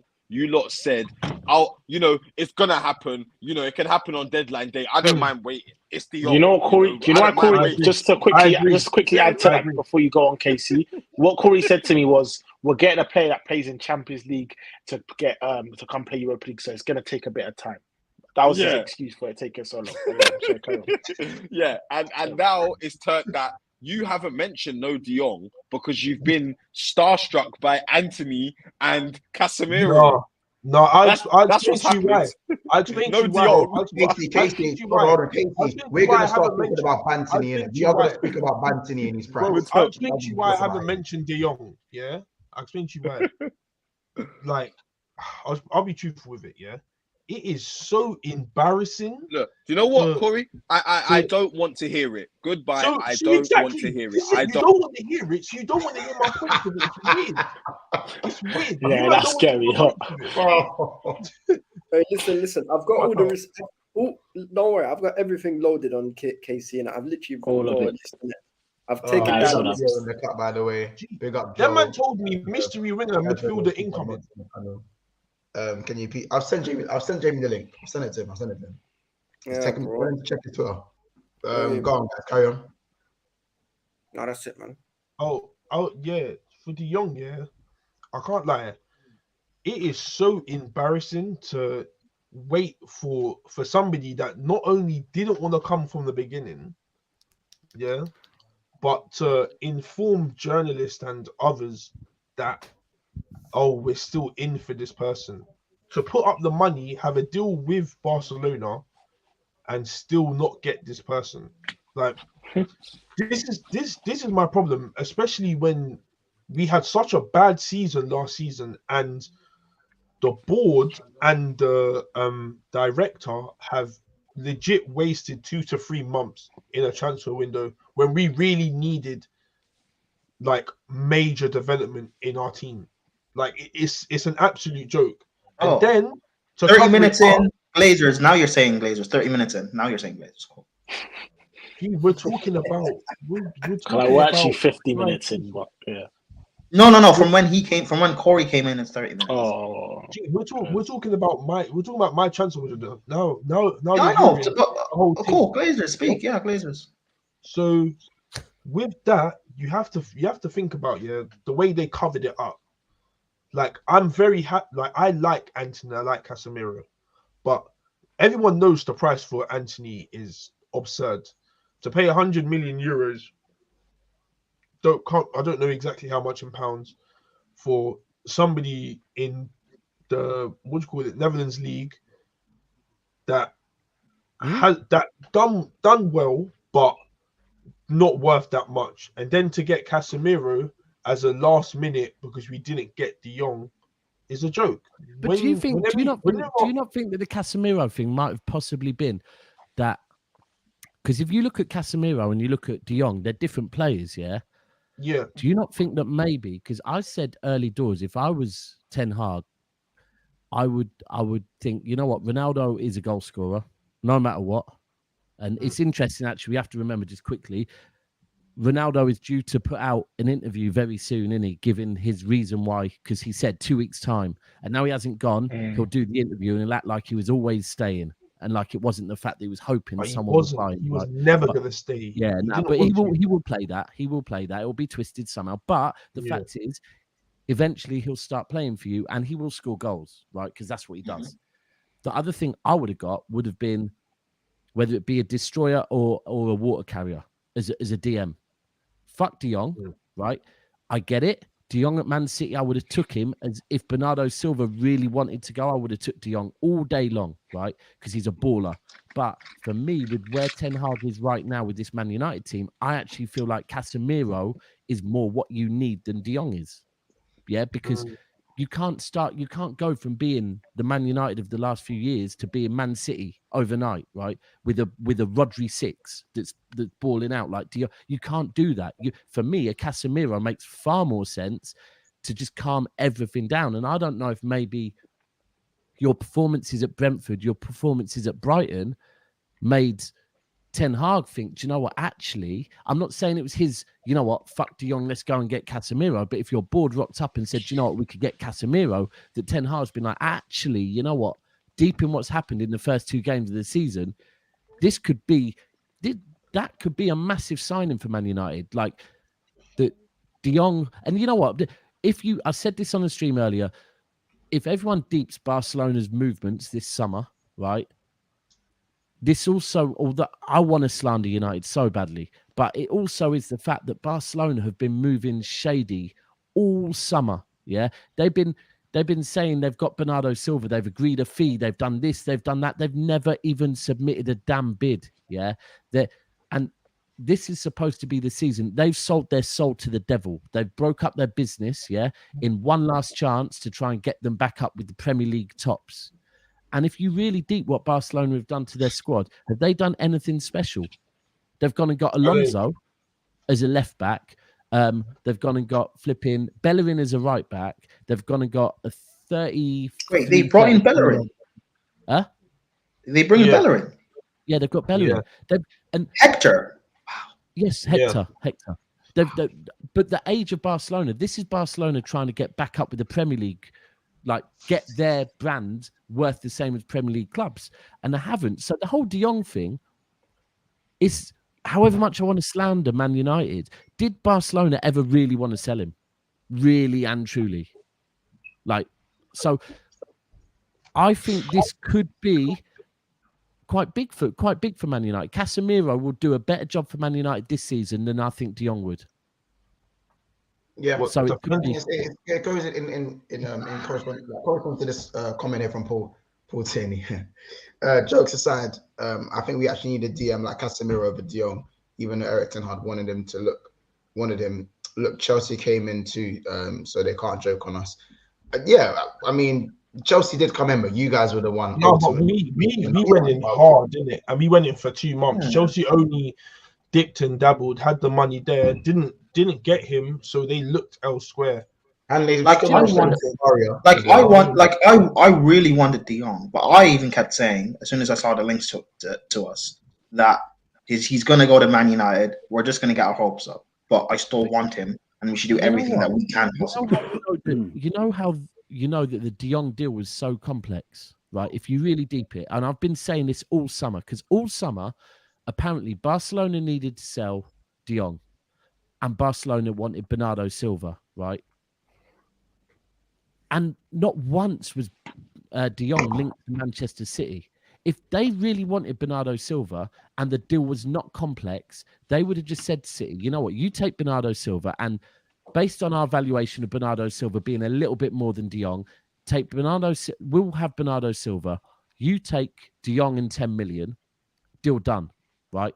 If everything we read was that simple, he would have been the one, because I honestly believe, you ask any City fan, we didn't want to get rid of Bernardo Silva. But if Bernardo Silva was like, I want to go, I'm going to kick up a stink if I don't go, and Pep got offered 10 million and Frankie de Jong, I think Pep would have gone, do you know what? All right, I can work with that, because he like, imagine a Rodri, De Jong, De Bruyne midfield, right? It's insane, right? The fact it isn't, because the deepness of it is on top of anything that was being spoke about. That 20 million wage that he was owed, yeah? And I think that's what was put in. That was the sticking point with United. That was probably the sticking point with Chelsea, and probably why he was never linked to City, and Liverpool never went in for him when they needed a midfielder. Barcelona only wanted to sell De Jong if they got every single fucking penny they wanted for him. And that's the realness of it. Banter aside, it could be a good thing for United, but I don't know. I'd be more about this Anthony geezer. But by the way, lads, I'm again, you know, with the banter, he's bantering until we get them 10, 15. I'm saying I want 20. I want 20. 100 million, you know. 100 million. I want 24 GA at the end of the season, innit? But listen, enough of that. We'll get to that. But Latimus, I know you want to say a few things on Chelsea and a little bit of stuff on the rivals. Also, Jamie Phillips. So glad to have you in as usual, bro. I'm going to say what he needs to say, and then we'll segue you in as well. But go on, bro. Yeah. The Chelsea fans, like, I don't think we should get gassed about this Zachariah. From what I've seen, what I've been told about him, I don't think there's nothing too impressive about it. I think he's just a body in the team. I do like the signing of Koulibaly, but it looks like he's going to have to adapt to the league, which again, fair enough. There's been better players who's taken time to adapt as well. So I don't see that as a problem. Cucurella seems like a good signing. Sterling seems like a good signing. And maybe Aubameyang, but again, I still worry about our creativity and whether that's going to be enough. But even within all of that, like I still say we'll get top 4 quite easily, just based on as much as people can say we're inconsistent. I don't see the other guys being more consistent than us, if that makes sense. Nah, man. I don't. I'm quite the opposite. So my issue with this window is pretty simple, innit? So 3 problems. Number 1, the lack of awareness around the midfield. It's been 5 years since we've made any signings on midfield, spent no money. What's it called? We needed a defensive midfielder. I don't care what any of these guys who love Jorginho say. As of 2022, he's not good enough to start in our midfield. I don't care about his availability. He's just not good enough. I needed a defensive midfielder. I needed someone who could play in playing Kante or Kovacic's position. That's what I needed in it. We got Zakaria. He was all right a couple of years ago, but the guy's washed now. So the lack of midfield being addressed, the fact that Aspi got a new deal when he's robbed completely, I would have sold that, brother. And you know what it is? You know what made me laugh? This Tuchel guy, he knew that if you wanted to address the defense and attack, then that's fine. But you don't weaken your midfield. You don't go get rid of Gilmore and Ampadu, who can both play in a pivot. Why are you getting rid of them and keeping Gallagher and Loftus-Cheek, who you've seen can't play in a pivot for shit? Them man there cannot play in a pivot to save their lives. So why are you sending 2 people who can play in a pivot, bro? I'm starting to get fed up of Tuchel, I'll be real. It's not a Tuchel out thing. It's just the decisions he's making in terms of the fact that he gave Aspi a new deal when Aspi is on his last legs. He's washed. The guy really should have got sold. The fact that we didn't go for a DM till the last day of the window, we should have. This whole Alvarez Sangare thing. Sangare, before he signed his new contract, was available for £35 million. Are you telling me we can't go and make that deal? But it's 35 I'm still paused on the fact that you said that, I kind of agree with what you're saying about Azpilicueta, but bro, as a Chelsea fan, you can't call that guy washed, surely. Come on. He is washed. No, he's talking about. The thing is, like have when you respect for club legend, surely, bro. Abs. Listen, the thing is, Chelsea fans want to speak on Aspie, and I agree he shouldn't be like playing games and starting a lot, even though he's a legend and I respect him. The thing is, though, when you look at our backup centre backs, who do we have? We only have Chalobah. Like Cole's gone, so we have no one as backup depth for Koulibaly. Thiago Silva's like 98. He can't play every game. He shouldn't be playing every game. So we've got no depth there. We need Aspie to stay. Yeah, but you know what it is though, Prem? This is what would have been beautiful, right? If we went and signed an actual DM, like an Alvarez, someone who can sit in a single pivot, like an Alvarez or a Sangare or a Kone or a Thuram, if we signed someone like that, then we wouldn't have to play his 3 at the back nonsense. We could easily go. No, but I think Tuchel wants to play this formation. Okay, cool. Well, you could play a 3 at the back and then use one of them as a centre back to connect the midfield in it. At the end of the day, my ideal team, if I was making the decisions, I would have said I wanted a DM, and then it would be Fofana, Koulibaly, Cucurella, Reece, obviously Mendy and goal. And then I would have actually left striker. I would have said, you know what, give Broha Havertz a chance this season and go get Wilfred Zaha, because Wilfred Zaha would have done more for the team than Aubameyang is. Aubameyang's just a poacher. Zaha's got way more to his game in it, and for 25 M's as well. You're telling me Zaha don't improve this team? Yeah, but even with all of that, again, like I still think we have enough to get top 4. Like I don't see top 4 as being a big problem. The football we're playing is not sustainable, brother. And at the same time, but abs again. None of that is a problem to just get top 4. It is a problem, bro. It's not. Top 4 is not. Top 4 is not hard to achieve. We've had worse teams and worse managers and got top 4. All right. Well, I think it is, because that's why you're getting results like Leeds and who's the other one you lost to just now? And Southampton. Yes. And I've seen us get worse results as well. Like it's in a little bad patch of form. Like again, we'll still get top 4. It's not hard to achieve. You know what the thing is? The Premier League's improving, though, isn't it? Like your bottom-sided teams are becoming somewhat decent. Not every game, obviously, especially for not well, I'd say not for City, and usually Liverpool. I'd say as well for anyone besides from that. Every game, you don't really know what's gonna happen. Like Chelsea was meant to make that step up to go next to the Cities and the Liverpools, and you guys still haven't done that. And like I just feel that now teams like Tottenham, especially, and I'd say Arsenal too, are starting to not catch up to you, but they're now on your radar, innit? About how No, you they've guys. gone ahead. But hold on. But They've if they gone haven't caught up to us, obviously we haven't made the step up. But if they haven't caught up to us, then what is the problem then about me saying we'll get top No, four? you know what is? Because You're the right. Premier League, They've not caught up. They've gone the ahead. Premier League's improving, and do you feel that your attacking line can score you enough goals, or are you gonna do the thing where you're hoping your defense goals? Bro, but it's a squad game. Like we'll still be fine to get top four. It's not No, we hard to won't. achieve. No, we won't. I'll tell you. I'll Yes, tell you we this. will, bro. We had these bad attackers. Actually, no, we had more of these bad attackers last year. We still had the same midfield problems last year with Kante and Kovacic consistently being injured, and yet we still got top four, as well as playing every game in the Carabao Cup, every game in the FA Cup, and being 3 games shy away from playing every game in the Champions League. Yet we still got top four, as well as having a terrible end to the second half of the season. Like top four is not going to be difficult to achieve. No, but Prem, I'll tell Oh, you it's where. a bold statement though, Latimus. I'm not gonna lie. It is- I don't think it's that. I don't think it's that bold to say. It's not going to be You difficult know to where, achieve. Prem?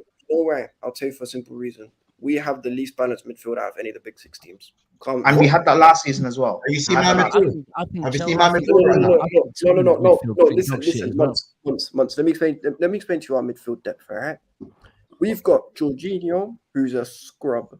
He is. I don't really rate him. I don't get why people. We had that last season. No. Let me just finish. Jorginho is a scrub. He's not good enough to play for Chelsea, in my opinion.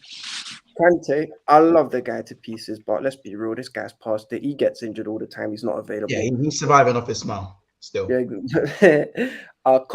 Cover's my favorite player. I think he's our best midfielder. But again, availability issues. What's his name? Loftus-Cheek. He's been the youngster for the last 6-7 years. The guy's just got good looks. He ain't got nothing else. He's an ASOS model, man. What's his name? Gallagher is not good enough to play for Chelsea Football Club. Zakaria is washed. Bare injuries, not available. So you've got 7 midfielders. We've got 2 guys who realistically can play in a single pivot or pivot players in Zakaria and Jorginho, and neither one's good enough. And our 2 best midfielders are always injured. Are you really trying to tell me that midfield gets you top 4? Abs. It was the same midfield we had last season, minus Gallagher. I hear that, but I just think that with the overall improvement of quality in other teams, like listen, I don't think everyone. People says, but people love to say this word overall improvement of quality. Are you judging that based off 5 games? Brother, listen, like, have teams really improved that much? Bro, Arsenal, Tottenham will be better than last season, bro. Exactly. And we saw what happened at the back. We saw what happened at the back end of last season, and it happened. Do you not think? But do you not think we will be better this season based on the fact of we had a terrible back end of the season as well? No, we weren't. We're actually, I'll be real, we're going to be worse because you know what is the I would say is though, Latimus, you had a good start to your season. Last season. And what I would say at the back end of last season, you had them problems where so many players were going to. Yeah, but again, if you're comparing Tottenham's and Arsenal's brilliant end to the season, and we had a terrible end to the season, do you not think eventually things will just balance itself out and Chelsea will be fine? Generally, football does, but the fact is that your start to the season last season, was very good. I remember to the point where I was thinking, no, I can't see you dropping points. However, you were playing Chelsea football. It was still you were picking up results, and now you're looking at it, and Aubameyang ain't going to be fit for 3 to 5 weeks for starters, so you still don't have a striker. And I don't know when you play City. I don't know when you play Liverpool. I don't know when you play. Actually, I think we don't play you for a little while, to be fair. But you could be in a bad position by the time that Aubameyang's even fit to start.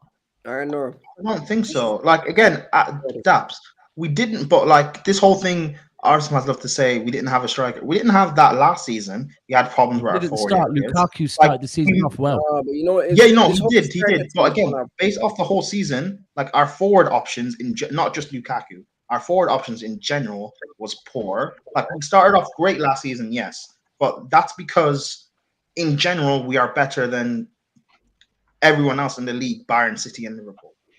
Do you know what the thing is? Because I've just seen a post about your 6 signings, and do you know what? On paper, it looks like fucking hell. That's a good transfer window, but for me, I don't really want to judge it until I see how Tuchel's going to use them, because exactly, and he's been I'm not misprofiling players for really the too sure what's going on. But if he uses them right, they are 6 good signings. I think Cucurella's a good signing for starters, and I do think Koulibaly was a good signing, and I do think Sterling is. But the Aubameyang one is.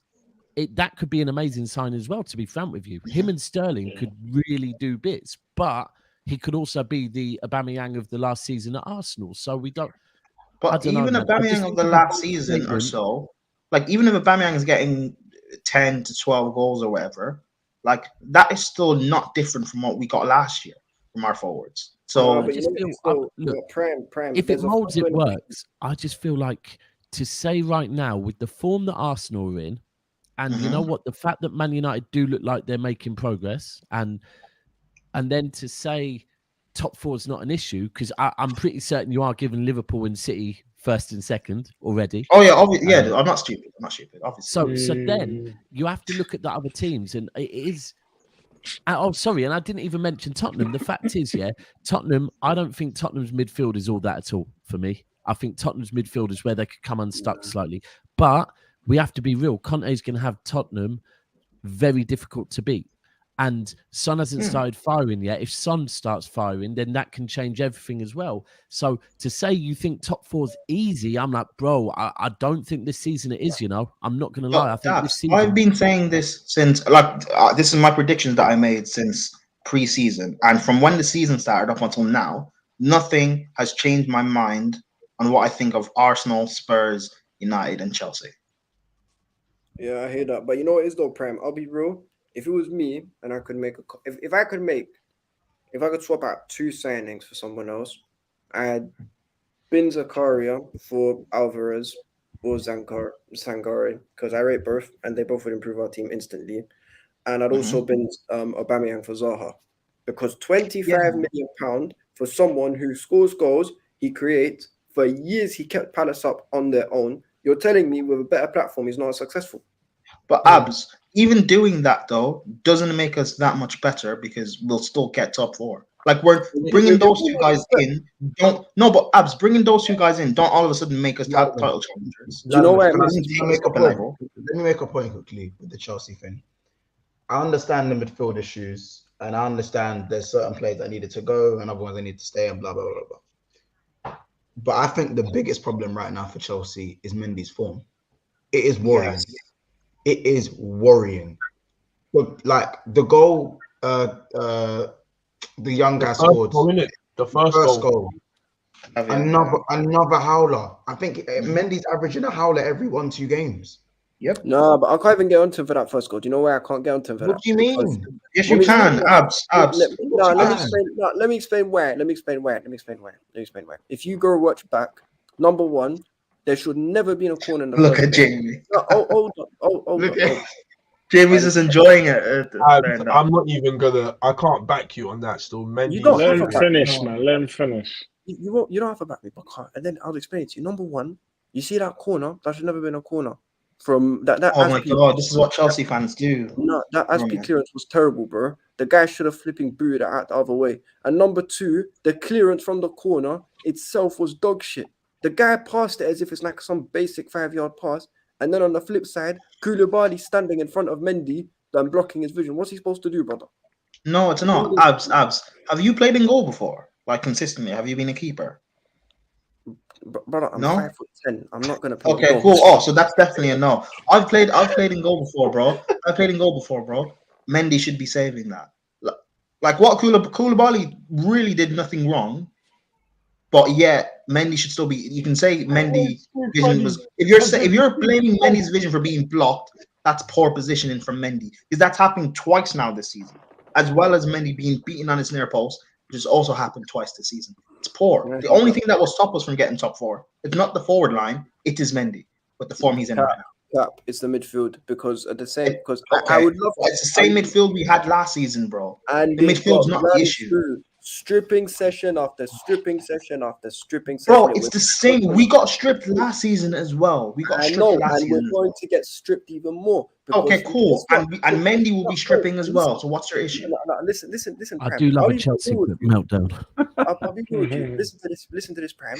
You see, what about Kai Havertz? Havertz is a bum, but whatever. Let's not speak. Shit. But you see with what's it called? You see with Fulham. Fulham have a better DM than us, you know. Paulinho walked into this. Paulinho walked into this. Good for you. With or without him, we'll still get top 4. No, bro, listen. You're missing the fundamental issue. A lot of teams are actually on job. Leeds' pivot alone ran through us like nothing. Bro, it is. But again, you're being reactionary on 5 games. I'm not being reactionary, brother. I'm basing this off of basic fundamentals of football. We have off of 5 games, because people are saying about Liverpool that they're washed and they won't make top 4. That's also reactionary. No, are you man Tuchel out? By the way, no, I'm not. No, I'm not too cool out. I'm just I have questions over a minute. But at the same time... Oh, no, and again, the questions are valid on Tuchel. But to act as if we can't get something as easy as top 4. Bro. It's not that easy, not though. Easy, bro. It's not that easy. Listen, Graham, let me tell you something. It is. I want to tell you a little secret. And this is going to make you laugh. London Bridge is down. 5 years ago, Manchester United signed Nemanja Matic from us, innit? 5 years later, they sell him and they replace him before we replaced him. Make it make sense. Okay, but Abs, they haven't done anything with Matt. They didn't do anything with Matic. No. Bro, you're missing the point. They brought what he did in the team isn't important. The fact is, they brought the brother in from us. They took our best. They took our best DM at the time and the best DM. He was but Matic was. We sold him when he was washed. No, he was not. I think they won the Europa League. Abs. I'm not sure you remember properly. There were times at Chelsea when Matic was getting stripped. Yeah, he was washed. Not as much. It wasn't completely done though. Let's just no. His legs was slowing down. His last season at Chelsea, Matic was a stripper. He was getting stripped.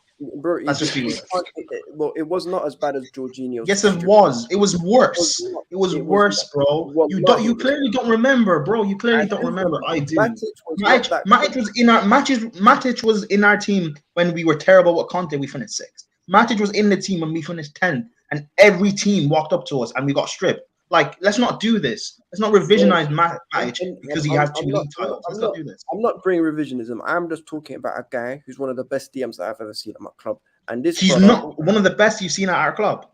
Yes. Who's better than him? When we've seen Makelele and Essien. Okay, whatever. Okay, I'll name you. That's it. As I said, Matic has not been better for Chelsea than Jorginho has, and even though Jorginho not do this, please, Abs. Not do this. Not do this.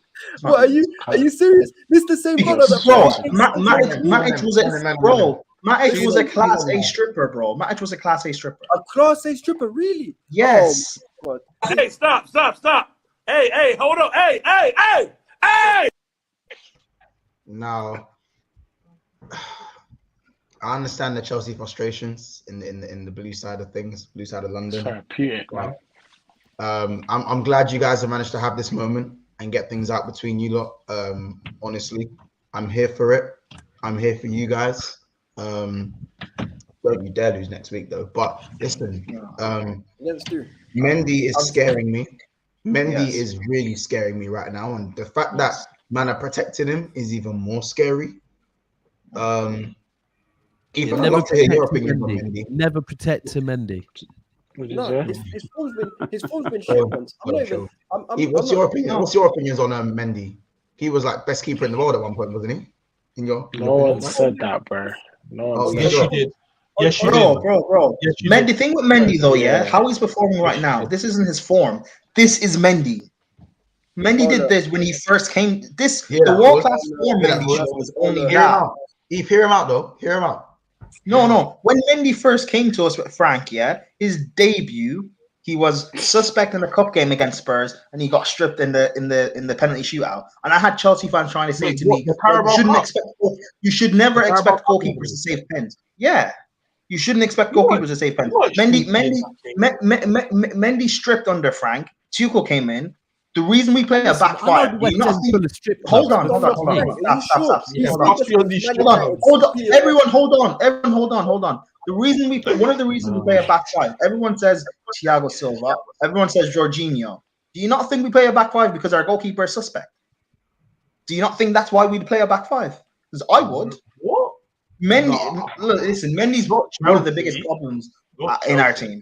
You know what? I'll wait until we're 10 games in before I maybe make my decision on whether Chelsea or not will get top 4. But if we don't, the reason will be because of Mendy, not because of the forward line or the midfield. It'll be Mendy. The reason will be because of your favorite player, Jorginho, who's but it's not. Again, but I can admit Jorginho has problems, but he's not worse than what Mendy is. Yes, I'm not even saying Mendy's perfect. Sorry, I think I've just got some breaking news, by the way, as well. Batshuayi. It's called a forest, I think. Yeah. Wait, I've got a question. It's off. It's off. Is Batshuayi better than Havertz? Staying at Chelsea. Yes, because Batshuayi gets goals. That's actually a good question. Batshuayi, the thing is here, Batshuayi is not marketable, which is why I don't play. Batshuayi gets goals, man. Batshuayi shit. I think that the notion that he's shit is false. You know, like I can't like Monto. Is Batshuayi the same level as Origi? No, he's not. No, how dare you? Batshuayi. No, listen.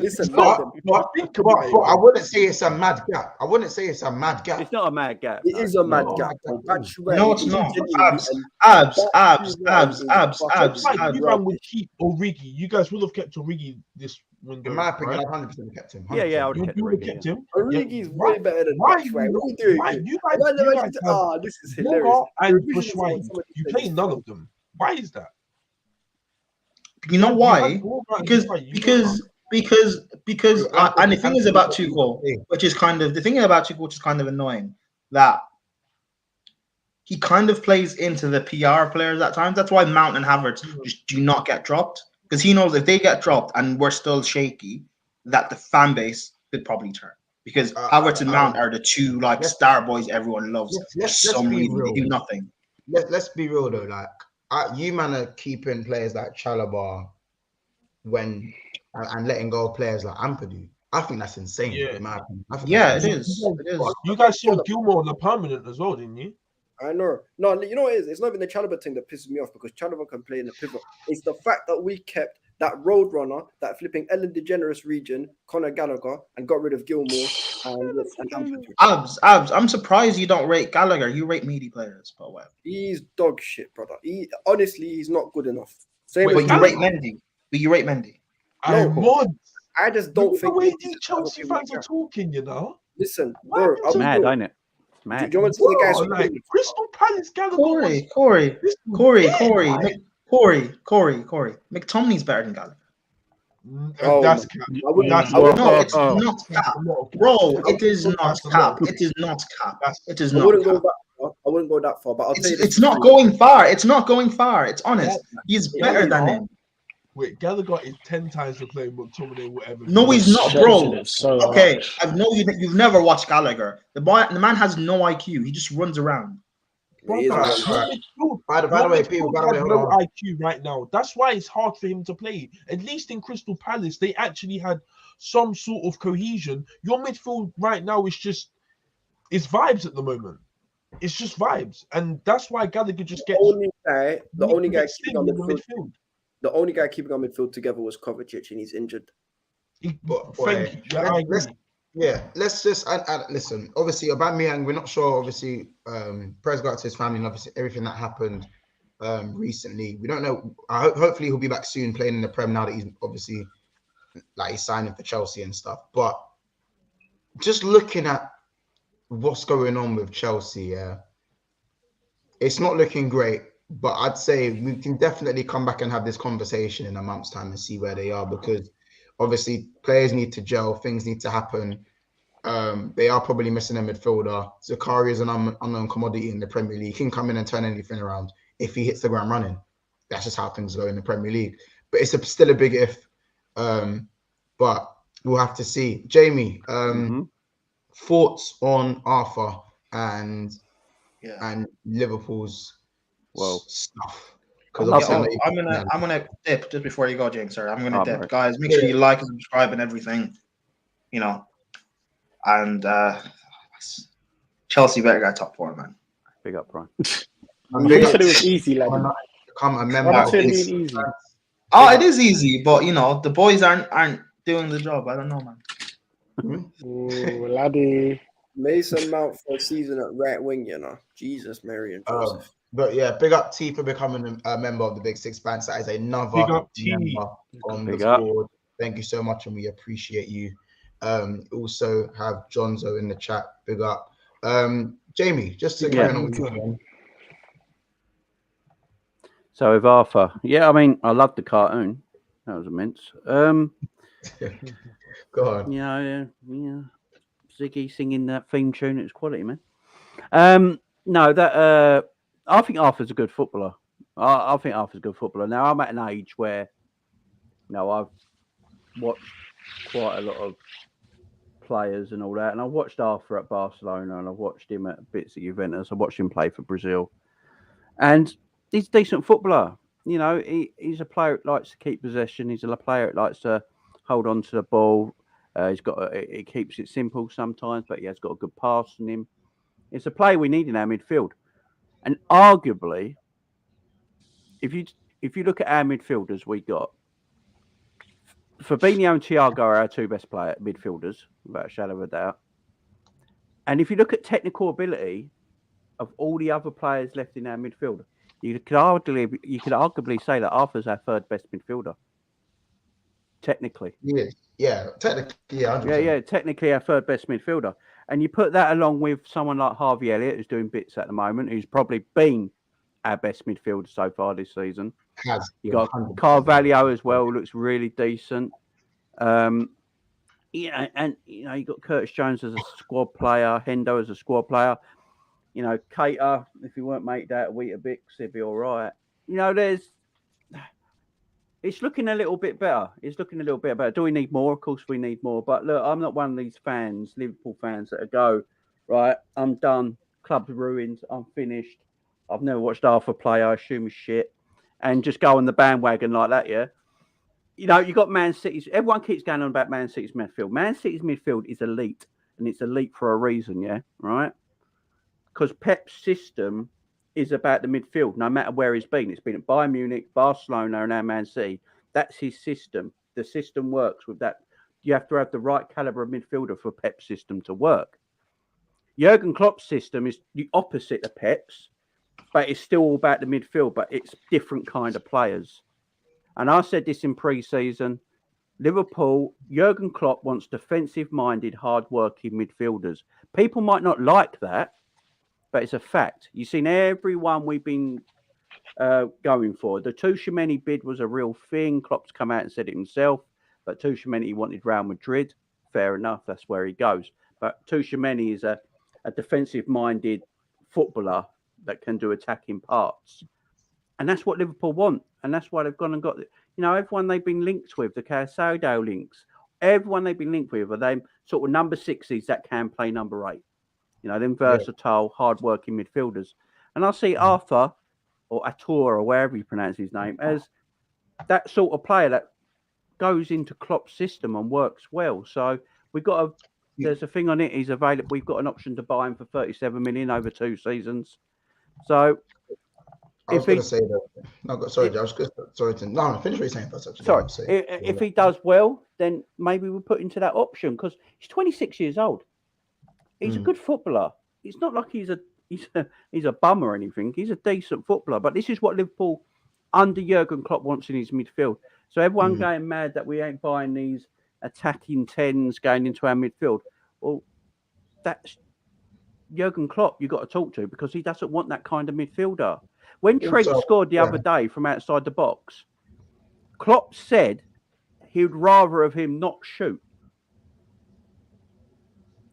That's what I'm talking about. That's the sort of that's what he wants in his team. So I'm happy with the signing.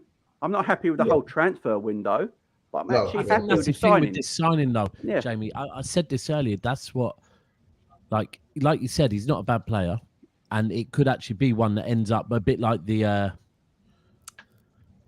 Casemiro to Man United one. That often panic buys. Yeah, I'm not saying Casemiro's a panic, but towards the end of the transfer window, we need someone urgently with Henderson injured and whatever else. You go and get him. Sometimes panic buys work out well, right? He's a good footballer. I think it's more about you, and I'm speaking on your fan base, but I think it's more your fan base is just pissed off with the transfer window. And the fact that you've gone and done this on the last day of the transfer window. If you would have bought Arthur the end of June or second week of July, no one would have been questioning. Oh, no, they ain't. They all hate Arthur. They don't want him in the team. Yeah, but that's my issue is that Arthur was known as a baller when he was linked to Arsenal, but now all of a sudden what I'm saying is, if you would have bought him back in July, back early, like second week of July, it wouldn't have been seen as a panic buy. It would have been seen as Klopp's if all they done came in, research. if they all came in at the same time, now, it's like everyone's this must be a panic buy. Well, it's like if you deep it, the guy's not a shit footballer. Like the guy's not a bad footballer. I don't know, man. Still being, you know what? The funny thing is, this time of the season, everything's just reactionary, innit? Yeah, everything's just reactionary. But that's the way I look at it. Jurgen Klopp has never had a world-class midfield, but he's won everything, right? He's never had a world-class midfield at Liverpool, never, right? Genie, Hendo, Milner, they're not really classed as world-class footballers, are they?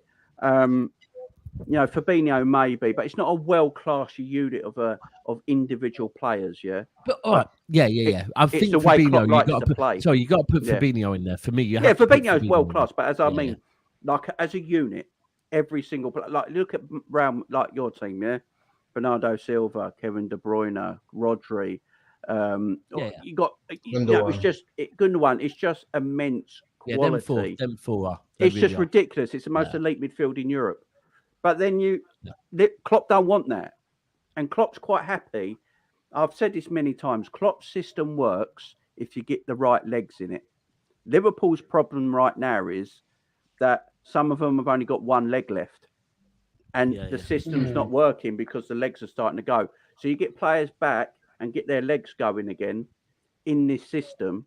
It works again. That's what we're seeing there. So you bring in these players, these new players. That's why Carvalho and Elliott look fantastic at the moment in this system because they're young. Their legs haven't gone. The one thing I will keep saying, though, is, and I do agree with you, by the way, I think the fact that your midfield's legs are going is meaning that your defence is coming under more scrutiny. Exactly. We spoke about it the other day, didn't we? Yeah, and there is relevance to that. And I just want people to remember that when Liverpool fans will tell me that, Liverpool's defence, every defender is better than City's defenders. It's like interesting that now your midfield in front of them is not looking as good because everyone always says with Edison winning the Golden Glove, but that's because he doesn't have to do anything. And Diaz, he's not that good because they don't have to defend because the midfield in front of them is that good. Well, coincidentally, now that Liverpool's legs have gone in midfield, Van Dijk's coming under a bit more scrutiny. So it's the same for City and Liverpool. And you know what? For any defence, if you take a world-class six out from in front of a defence, it's a completely different defence. Completely different defence. And we've both seen it. The fact is, we both saw it, innit? With Fabinho and Fernandinho, the seasons they got pushed into centre-back roles, it changed everything. Changed everything. But Fabinho is slowing down, though, in the sense that I think he has been running to the ground. He needs to rest. I don't think he's done. He just needs to rest. And I think and he's someone who wants the ball. He's a ball player. I think he's similar to De Jong, actually, very similar to Young in terms of he's that dying breed of deep lying ball playing midfielders that want to collect the ball and make things happen and kind of calm the game down with their ability, their technical ability. I just think that for me with Arthur, on the positive, when I look at it as a positive, I think, well, ability-wise, good footballer. you know, he's kind of got that La Liga style playing. He's got La Liga style and stuff. But I look at his fitness and go, his fitness ain't great, bro. His fitness isn't great. And to go play in a Klopp system could further ruin his fitness. Yeah. So, you know, I mean, most games he's had out was his car crash, wasn't it? He had surgery. Yeah. But it's like, that's the only thing I'd say for that. And let's be honest, it's a loan spell. So it's not like we got 6 months to embed him into the squad. Oh, I think we're buying him. I think we're buying him. We'll have to see in it. Have you seen his interview? No, not yet. The way he's talking and the way Liverpool are presenting him, this ain't like a loan deal. I literally think we end up buying him. I think that might be your board doing that to kind of try and sell him a bit more to your fans to make them face the fans shut up, bro. That's what I think, because obviously everyone is livid about how we've handled the window. But I do think I ain't that livid. I know. I'm not too happy with it, but it's one of them things, isn't it? I just think with Arthur, I'm excited to see what he brings to the team. I'm not really too happy with his fitness though, and hopefully with the absences of Thiago, Arthur can sort of bring that ball playing ability in a Liverpool midfield, and we can see what he can add. Because you look at, for me, Bentancur's come in and he's been decent for Tottenham, and Arthur's like way better than Bentancur. Yeah. He's going to be way better than Bentancur in the Prem. That's an argument to be had.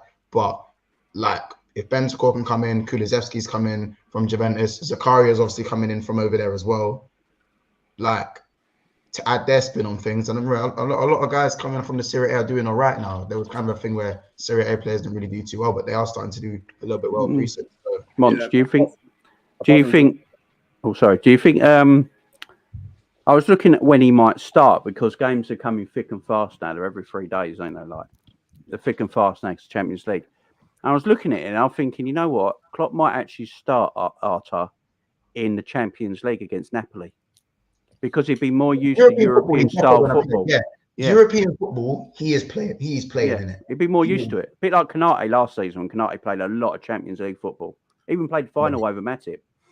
And didn't play as much in the Premier League. It might be the same as that, because you're used to European football. You know how these teams play, and that's, you know, the hustle and bustle of a Premier League is.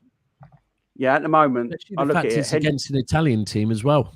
Yeah, and Henderson could be out. And they're talking about Henderson could be out for 3 months. So apparently his injury is worse than first thought. So I think. How long is Thiago out for? Thiago is meant to be back in training at the end of next week. Yeah, another 2 weeks. Jota's back. Jota's back week. After the derby. Yeah. A lot of players are coming back now. Back in training. Yeah. Jones is back in training. Konate's still out. Darwin's back from suspension. So players are starting to come back now. Gomez will get injured again, though. Yeah, but Matt is back now, I guess, isn't it? So Gomez has been decent. But you know what it is with Gomez, I'll say though, he needs his run of games, and he has looked better each game. And I think that's what he needs. He hasn't played a run of 3 games since 2019. I think he's starting to look all right, actually. I think he's starting to look all right. I think he does look okay. No, some people gave Gomez a 1 out of 10 against Newcastle. I was like, I thought he was all right. No, he's fine. I just really like the look at Isak in it. I really like Isak in it. I'm not gonna lie, man. Looking at him so far, boy, I would have taken him over Darwin Núñez in it. Like, I think Isak. Isak, yeah. But to be fair, we don't know about Darwin yet. I mean, yeah, of course, but I think Isak's just the kind of profile I would have preferred. Yeah, you that prefer that kind of profile. I mean, I don't know. I like that. I think Darwin will do bits. My problem is Mo. My problem is Mo. And I told everyone about this. I said it on my channel last season. I think I've even told Daps this, I think, on this show. I don't think Mo, for what he does, apart from scoring, is worth 350 grand a week. I always said that. I don't think his all-round game's good enough for 350 grand a week. If you take his goal scoring away, because he's poor. And now he's signed that contract. Unfortunately for Mo, he's going to have more eyes on him now, because he's got the money he wanted. He got the big contract. And at the moment, he's not performing.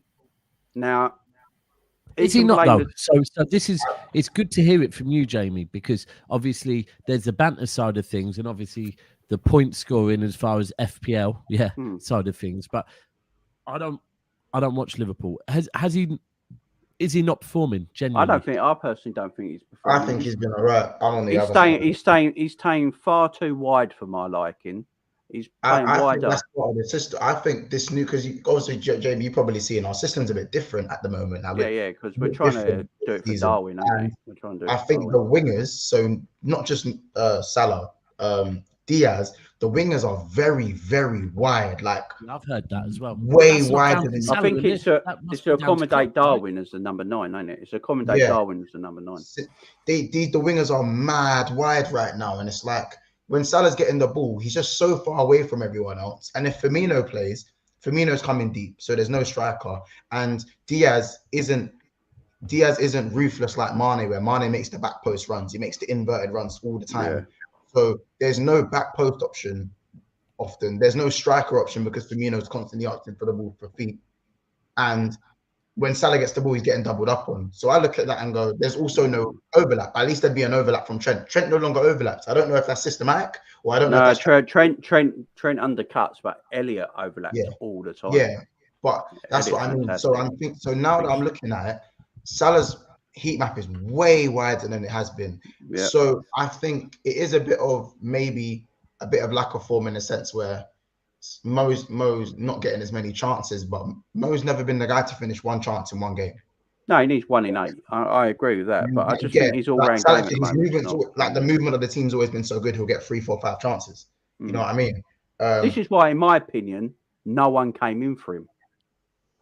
In my opinion, I honestly think this is why no one actually came in for Mo, because I do think, although you're saying he's been all right, I just don't think his all-round game enough. His all-round game is elite enough to be on 350 grand a week, in my opinion. I disagree, man. I think we're not complimenting him as much. I used to think that when Darwin was going to come in, I think Salah was going to be not as effective, because Darwin's going to be, everything's going to go through Darwin, and we're going to have to we're going to have to try and accompany his style and stuff.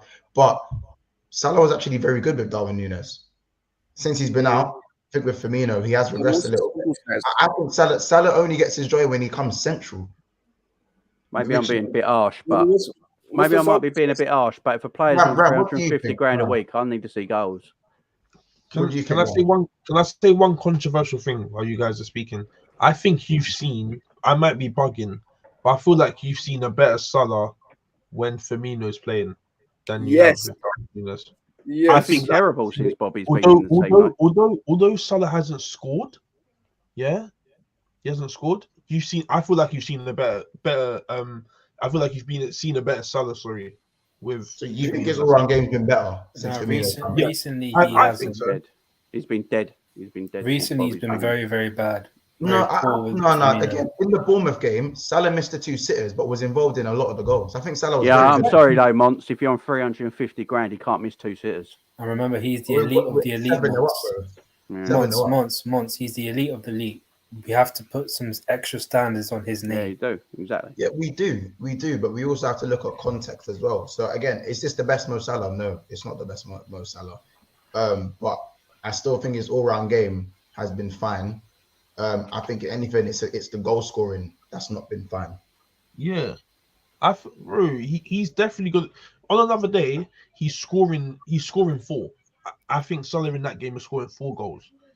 So for him to have a quote unquote, because it's not like he hasn't scored. He's got how many goals? 3? 2 goals, 4? 3 assists. 2 goals, 3 assists. Yeah, in 5 games. Yeah, in 5. That's not terrible. That's not terrible. Of course, you've got Haaland doing inhumane things at this moment in time, but besides from that, I'm sure he's pretty up in the GA tally already. Is he not? Who? Salah. Yeah, he's in the. I think Bobby's below Bobby in it. I think also the expectations, right? Because for us, he's our game changer. He's the guy that wins us games, and we haven't won a lot of games that of the club of our stature and the club that we expect him to compete. In the overall do you expect him every time to bail you guys out though? Do you not think it's but last season he had Mane too? Not So at the not moment, to ghost though. Not to ghost though. He hasn't been ghosting though. I think he's been ghosting Hasn't though. been At ghosting. times, Monty has. What do you mean? Like in the games where everyone's been shit. So like Crystal, against Palace, everyone was shit. Yeah, but Mons, this the is- thing is, this- this is a thing you could go back to 2 years ago. Like I remember the season where you came. Was it third in the end? You came, yeah. Yeah. I can honestly say that season, however many issues you had, Salah was still unbelievable that season, right? Yeah. So I guess what Jamie's saying, it is a valid point that he's earned the right to be seen as one of the best players in the Premier League. Like alongside De Bruyne over the last couple of years, it's Salah and De Bruyne in it, right? Yeah. And he's earned probably 350 bags a week, but he needs to continue to earn it. Otherwise, are you paying him based on legacy? And then that's a worry. You can't play players based on legacy. and that's it becomes an Aubameyang situation where we're paying him big money and he's not playing at the standard that is expected of him. I personally disagree. We can, as I said, that's the whole thing about this show. We can all disagree. I'm completely on the other side. I think that 5 games in to be having eyes on the contract is weird to me. I'm not having eyes on the contract. What I'm saying is that I'm just saying, like, I was saying this last season, so I'm not being reactionary or anything. I was actually talking about this last season. It's just my worry. That's all. Because I know the way football fans act. You know what I'm saying? The way the football world acts is that as soon as someone gets top money, everyone comes to somebody, and then that can affect the player. Because I don't care what anyone says. Players know what's going on. Yeah, they know the pressure. Yeah, I they still know think the this pressure. with Grealish. And Grealish just can't get that pressure off his head. And they feel it and they know it. So I know what's going to come. But then, you know, Mo could get an hat-trick against Everton on Saturday, and it all goes quiet. Jamie, listen, I haven't taken him. He's been my captain, for the last 2-3 weeks because I'm just know that the minute I uncaptain him, he's gonna bang. For me, it's a bit of an same one with Son. Yeah. Son's been pretty average. Well, he hasn't been pretty average. He's been average. This season. I think Son's done. He's been horrible. I think he's been poor. I think Son's done. But I said this literally the day before we played them. I went on a Tottenham Spaces and said that Son's getting away with murder at the moment. He's been very quiet, and then he went and just completely ripped City apart. So that's the thing with players like Son and Salah. I need to be seeing more than a couple of weeks. I need to be seeing. Here's another stat. They've earned a little more time than some other players. You know what? They've bounced back before. So. I didn't bring this up in it. I already knew this, by the way, that Mo has created the most chance in the Premier League. But has he? But what is a chance, though? Yeah. Bro, to be very specific. As I said, I've watched Salah very closely. He has created a lot of chances from that wide. I feel like he's been told to be more of a provider. And I said this before the season started. Bruno create the most chances last season. And Monts, at one point last season, there was this stat that Grealish had played the most forward passes or something, right? There's all these little stats that someone can pull out. I think the beauty of, and I'm not disagreeing with it, but what I'm saying is this is the thing that Salah's earned 350 grand a week by it not needing stats, right? You know, when sometimes it's very clear on the eye. You say that, but a lot of people just say it's down to stats with Salah. You'd say that. You know what I'm saying? Because you watch ball. It depends, but now if you're talking about the chances created, bro, how many? This is the difference between high volume and high volume of quality chances. How many quality chances he created? Now, because the chance created, put it like this: if I'm playing ball with you out on the park and I pass it to you from the center circle and you just shoot and it goes and the keeper makes a save, that's a chance created, isn't it? It's the same as if I was here. I played a ball. We're not dying on the stake of chances created.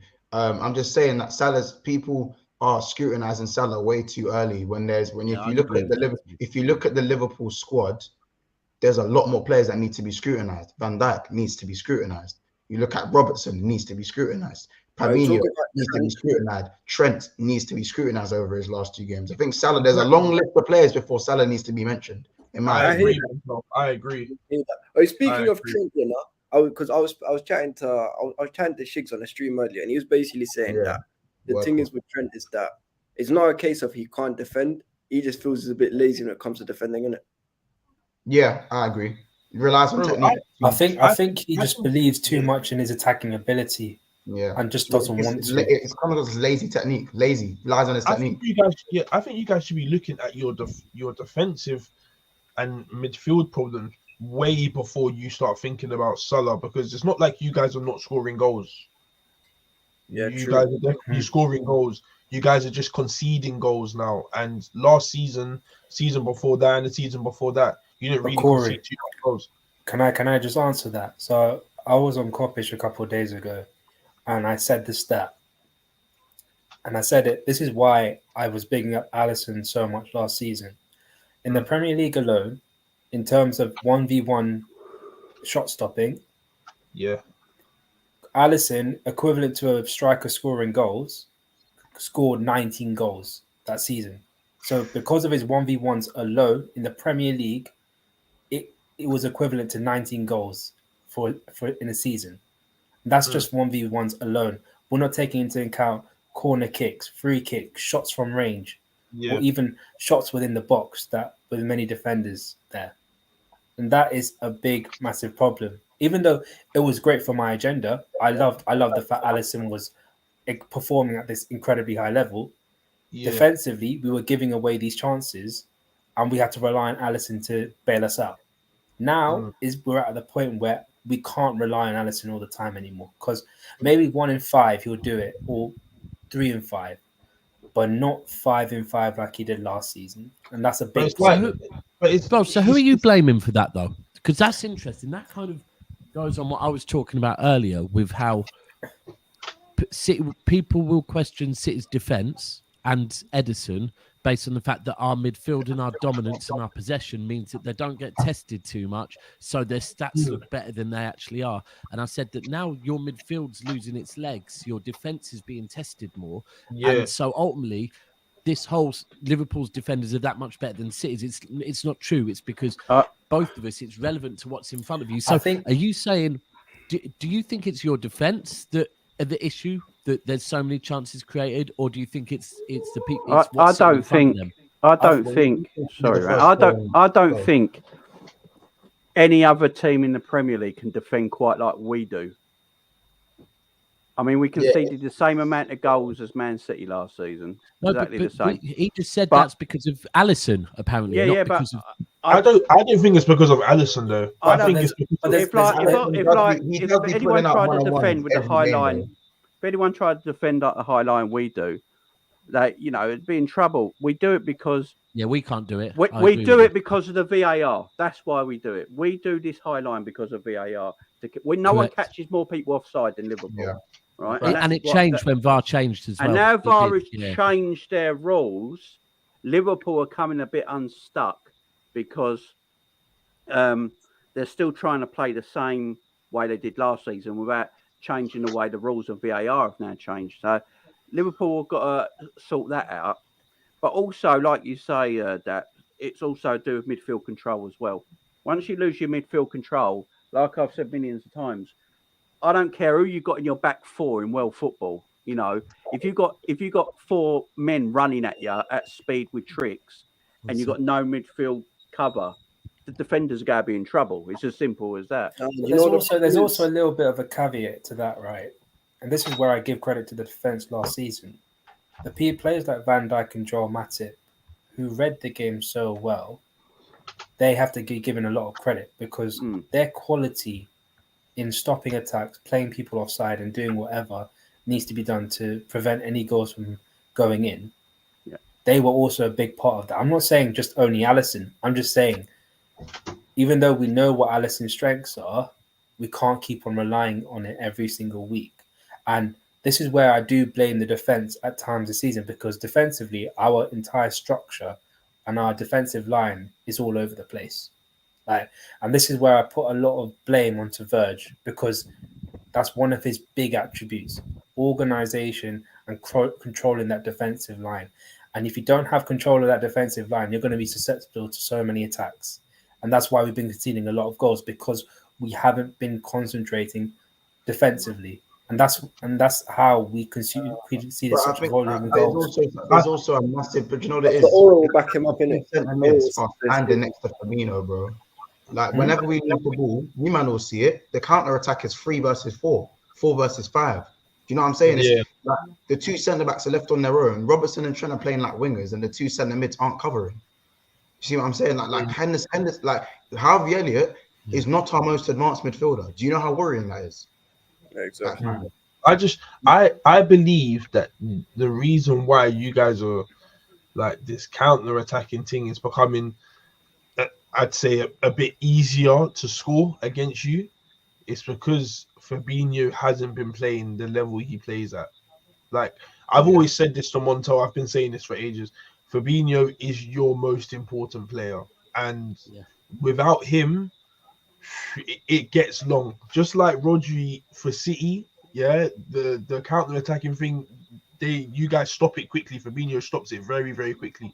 If Fabinho's not at the level he's been at for the last 3 years, I'd say 3 years for Liverpool. But the thing is that now it's looking like a bit of a problem, especially when if someone can tell me. No. Like and with City in Liverpool, it's so clear because you look at the seasons that we both had, the injuries we had, and I said before, when we had to put Fernandinho into our back four, or when Liverpool had to put Fabinho into their back four, it's not the fact that they can't do a role as a centre back. Admittedly, they're not going to be as good as Van Dijk and company, but they can do a job. The bigger impact is the fact that you're taking a world-class 6 out of the 6 role. Yeah, and you haven't got a world-class 6 to put in there. And I always say this: if someone can tell me a Premier League winning team who didn't have a good 6, hold on, Leicester. Daps, can you say that again? Daps, can you say that? Daps, can you say that one more time? Can you say that one more time? Say that one more time. Yeah. So if you could come up with a Premier League team, and the only one is Leicester that you could just about say, but you could say that Conte was almost doing that role at that point, but maybe Arsenal as well with Vieira and Silva, but that's basically 2 6s. So You know what Daps just done?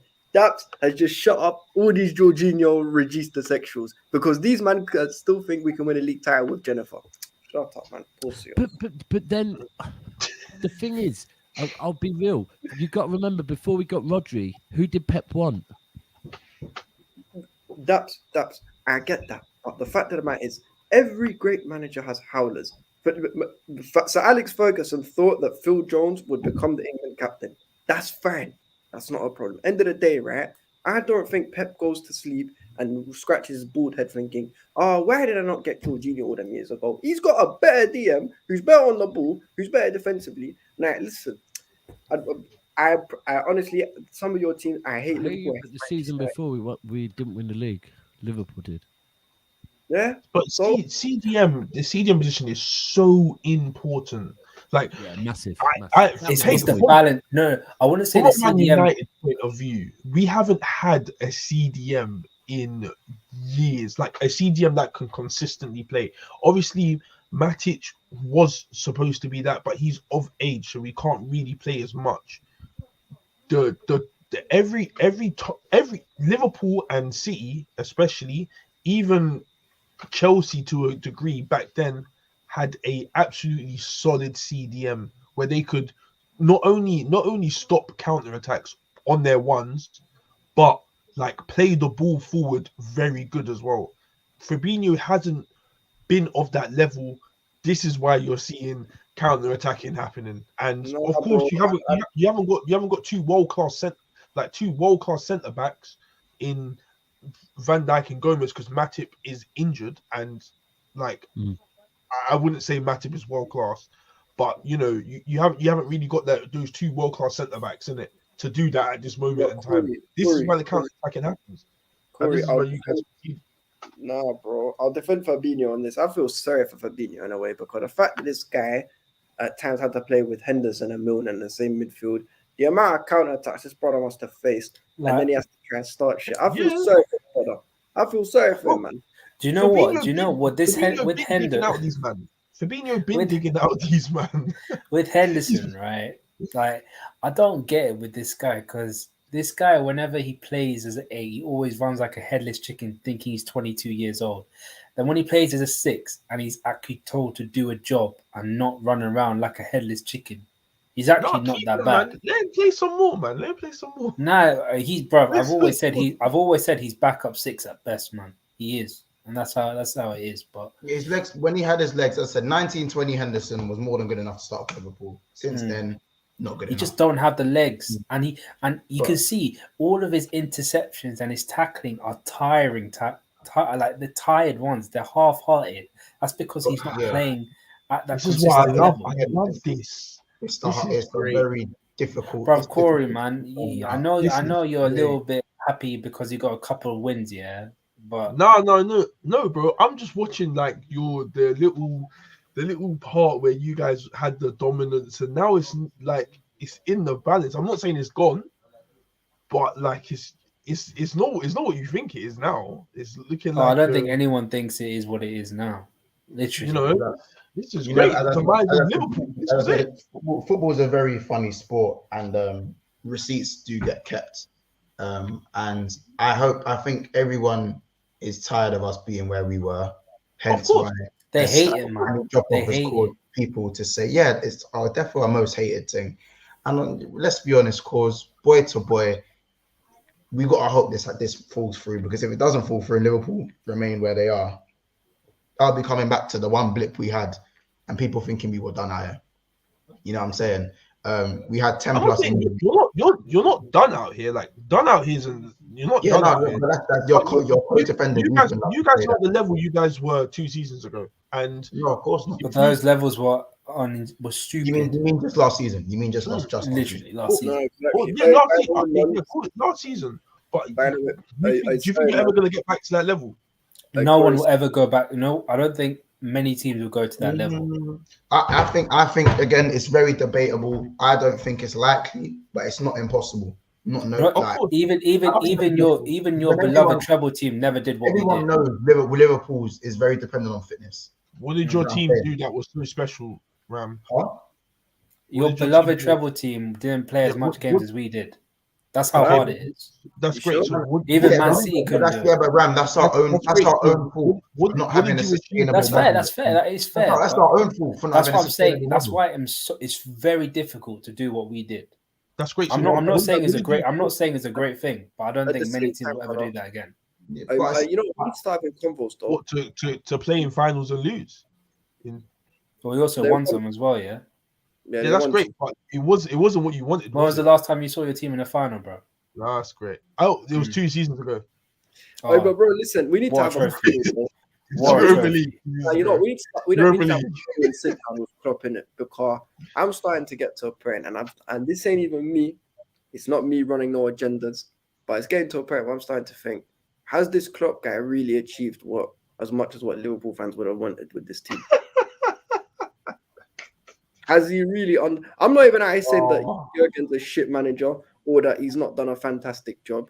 But for me, in my opinion, there's been times where Liverpool could have done more in it. If it was the league, 100%.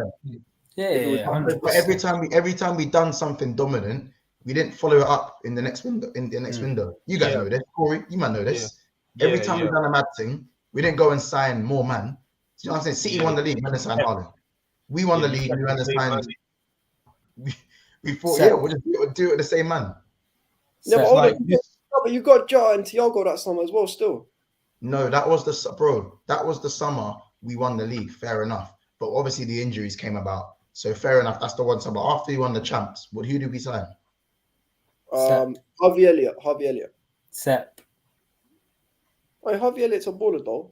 Oh, shut up. You see what I'm saying? Vandenberg and Harvey Elliott. Don't piss me off. Listen, I've got a picture. No, brother, I've got a picture with Harvey Elliott just before he signed for Liverpool at night. The summer he signed him. The kid's always been a baller, man. I rate that guy. Yeah, yes, he has. But the problem with our squad is that we're stuck in 2 different eras, so to say. We're stuck with the old guard, but we're stuck with the players that are incredibly young. You know what I mean? I hear it. We don't have one in the middle.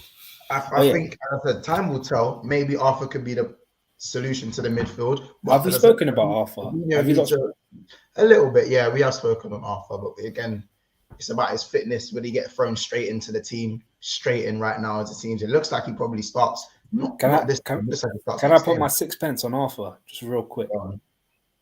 So I'm gonna read you something that I wrote about Arthur. Yeah, you're listening, but carry on. Yeah. I'll be real. Yeah, I like Arthur. He's a very talented player. He's still killing the ball and his passing is very good. He's also press resistant, something we lack with the majority of our midfielders. Brazilian as well, so he'll fit in well with the group of Brazilian lads. What's also great is his industrial nature. I think he'd be a perfect fit for Liverpool. I said this back in 2019. It's 2020, bro. 2022, bro. He hasn't played for Brazil in such a long time. And do you know what else is funny, right? Since then, he's been shit, though. He has been shit since then, bro.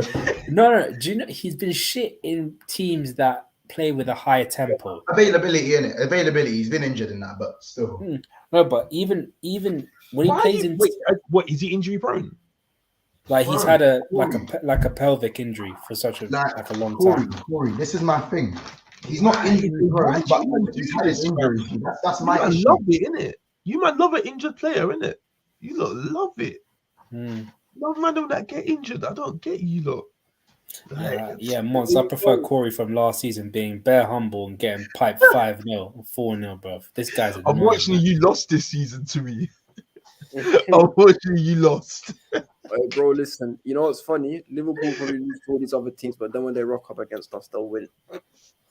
Nah, man, you're like a bogey team. I don't think we'll win. We're not a bogey. Listen, Ram, I will listen, man, for whatever, as I will say this again, I would not wish Jorginho on my worst enemy. Do you know what? Yeah, I want a quick thing on Jorginho. I don't think people realize how much you have to accommodate a regista. Thank you, my brother. Someone finally speaking sense. This brother shit. Wallahi, because shit. Look, I have so much respect for Andrea Pirlo, so much respect, but that guy had two warriors next to him, Arturo Vidal and Claudio Marquisio. You can't get too many more warriors like that. And also he had Pogba in front of him doing all the attacking play that he does. So I think people, I mean, if you want to go back even further, I mean, Pirlo had Seedorf and Gattuso and Kaká in front of him. Like, you do, I mean, Registas are incredible players and they last very long, but you have to accommodate them. And people don't realize how much you have to accommodate them. And Jorginho is a prime example. Do you know how stupid it is, Ram? The problem is with what's it called? With Registas is my issue with that is you have to... Me personally, the way I think a successful team is, you don't facilitate for your midfield facilitates for the rest of your team, innit? And the fact that we have to facilitate for Jorginho means we will never see a Premier League title. Until we stop facilitating for him and get an actual DM, we're fucked, in the most polite terms. That's true. I mean, I don't really rate Registas that much. Some people do. And I think, yeah, that's cool. I mean, but I've always been more prone to players that can do overall jobs rather than just doing one certain job, in my opinion. That's why that's why I had a really weird thing about why Jorginho is getting all this praise, because Verratti, Barella, like, players around him have to do a lot of work. And I don't give a lot of credit for players that don't do that much work. That's just me. Van Dijk got the aura though. I'll be real though, Ram. If you like Varane with his aura, yeah. Where's that Champions League experience in the Europa League, bro? No, unfortunately, he didn't. This guy had Maguire next to him. You've seen him. Excuses now. A more excuses. Yeah, as I said, if we hold someone to elite standards, it shouldn't really matter who he plays next to. Legit, man.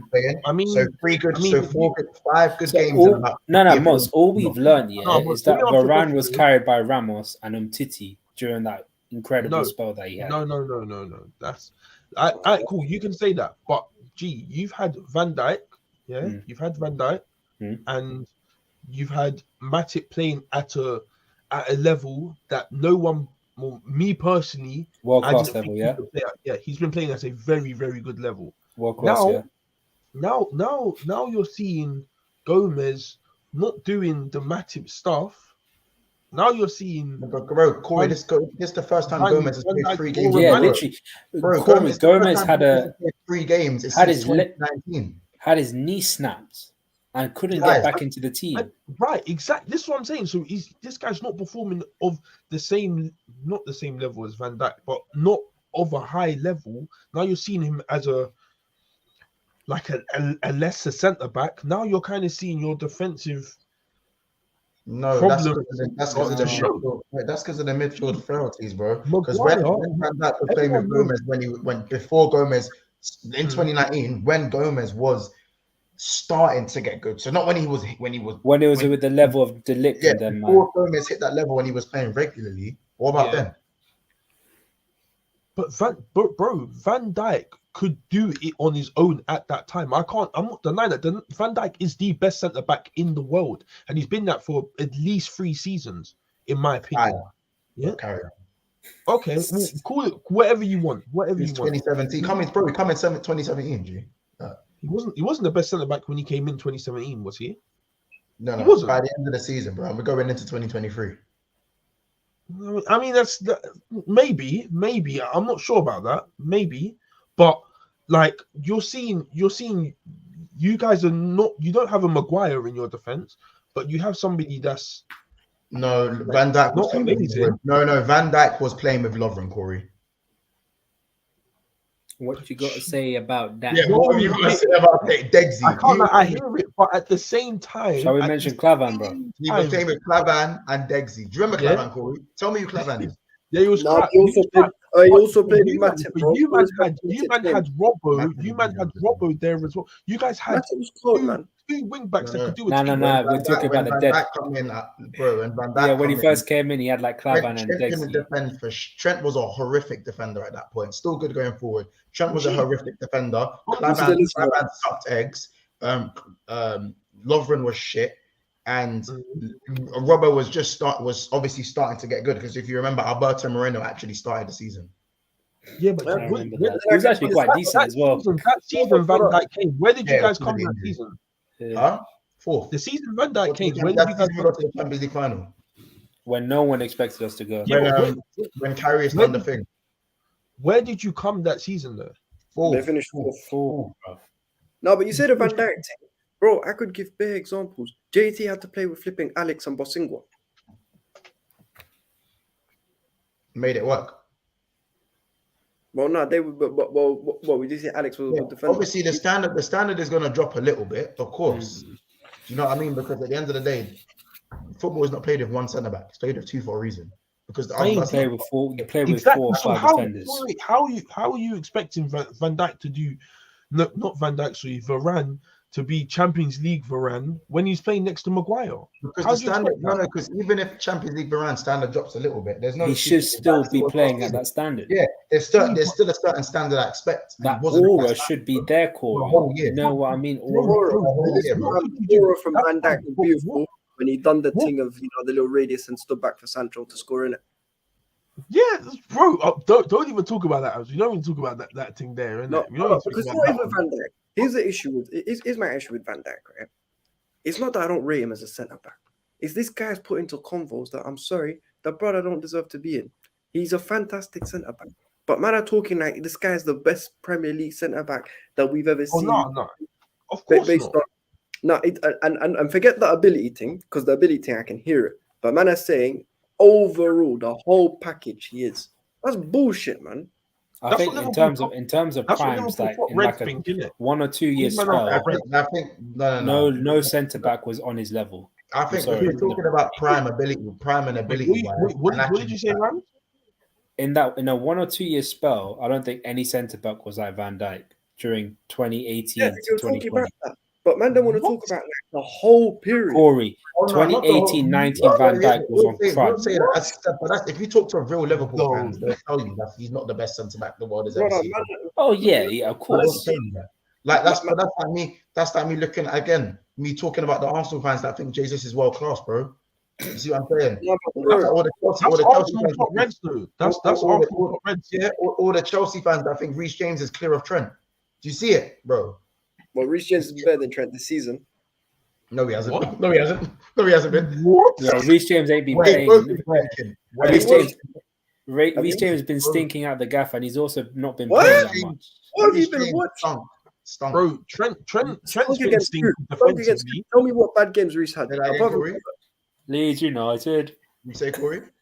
I said Trent's been defensively stinky this season, and I can't lie, he's been better than Reece James. I'll be so real. But then Reece James has been playing right centre back. No. He played a half at right centre back. Yeah. No, he didn't. He played more than half. No, but who? No.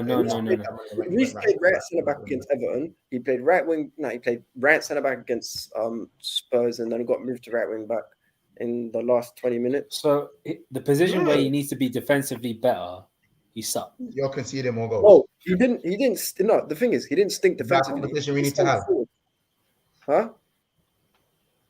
Well, bro, you've got Fabinho. I've got Jorginho. There's a simple reason why. You got Kante. I can't. We got the Milner, bro. I've been saying we haven't had a TGM, and man didn't appreciate. Man didn't appreciate. I didn't have a CDM. In the Chelsea, it is killing me. It's killing me. Yeah, I'm there for that. I'm here for that. I'm here for that. I'm not even that happy, you know. Listen, man, a boomerang agenda is gonna have. He's actually got a trim as well now. He's actually got a trim on. Can't lie though. Van Dijk never losing a game at home. Yeah. Mr. Bowen, Saint Pierre. Yeah, bro. Look, see, fam. You look, Mr. Pierre-Emerick Aubameyang. No one's shy Kai up front. No more shy Kai up front. Don't dead me. Yo, Shy Havertz, big up yourself, man. I said shy. Listen, respect King Kai. It's clear for me, no. What did you say? Should we have that conversation this season, Abs? Wasn't this Firmino season the worst ever season he had? Did he do better than Havertz? Not really. I think he did, bro. No, he didn't. I swear, Liverpool fans I've spoken to, they all said they take Havertz in for Firmino. I'll take Havertz. I would take Havertz. Oh yeah, because of age, innit? And because listen, Firmino's one of my favorite players that didn't play for my club, even though he played for you Pagans. Firmino, 3 goals, 3 assists in 4 games, though. Yeah. And he plays a more attacking team. He plays a more attacking team. Yeah, once you see that one, the 3 goals, 3 assists. You keep hold on that one, innit? It's definitely going to stay like that for the next. Oh yeah. No, he'll get an assist against Everton, bro. Don't worry. What did you say? He'll get an assist against Everton. Right, so yeah, no. Kai done better than Firmino last season. Kai Havertz got 8 goals, 3 assists in 29 appearances. Firmino got 5 goals, 4 assists in 20 appearances. Firmino played 985 minutes. Havertz played 1,810. So basically double. And he only got 3 more GA. You got 2 more GA. No, but is the context on once? Havertz plays in a worse team than Firmino does. Wait. Sorry, what? Man. We're not gonna have this, bro. I'm gonna have it, bro. You've been saying things that I've been saying, innit? And random didn't want to. Doesn't mean it's right, Corey. Don't mean it's right. Didn't want to hear it when I was saying this, bro. I didn't. Corey, you've had some wild statements about your own club. So Corey, is Lewandowski not? So it came better than Lewandowski then, Corey? Who? No, he's in a better team. No, but no. Kane, I'll tell you what about Kane. Kane's a more complete player than Lewandowski. Oh no. That's cap. That's cap. Because people don't watch Bundesliga. People think Lewandowski can't pass the ball, bro. No, months. People don't watch Lewandowski for Poland, bro. For Poland, he's on different level in terms of passing. Tell you what, Kane, Lewandowski. Okay, Lewandowski is what Kane would be if Kane was more mobile and he wasn't stiff. What? And had skills. Yeah, probably. Yeah, I did rate Havertz, bro. I said Havertz. I would have wanted Havertz to be. I said Havertz. We all rated Havertz. Like when we saw him at Bundesliga, he was very, very talented. But he's dead now. He's turning into Dele Alli right now. No, it's just not worked out, bro. But I'll be real. I'll be real with you. How much you buying for? We do not speak about this here. 100 million euros. I was checking it. No, I wasn't even 100. It was. I talk about the money you spent on Shabby Cater, bro. Shout out Rance, because Rance came with that nickname still. And What, Cater, bro? Right, respect Naby Lab, bro. Cater's a scrub, bro. He's respect Naby Lab. That's like, no, he's a scrub, bro. He's so shit. Why, bro? Ram, listen. Naby Cater doesn't even start in my B team. What's your B team? No, Naby B team. Your A team has Ruben left butt cheek, bro. Naby can starts in front of him. Naby can definitely do a thing in your midfield, bro. No. My A team has Mateo Kovacic and N'Golo Kante. Cater don't get in over either one. Say that again. My A team is Mateo Kovacic, the second best box to box in the league after Bernardo Silva. Okay, easy with that, yeah. What about KDB? KDB's not box to box. He's an attacking midfielder. Big difference. No, he's a box to box. Oh my god, he stopped playing Cam like 5 years ago, fam. No, KDB is an attacking midfielder, brother. I think also Fred needs to be in that conversation, bro. Fred, why are you smoking? Fred cannot chat to cover. Ram got jokes, but you know what's funny? Yeah, Fred Samira for the season, Corey. Yeah, Fred Samira. What did you say?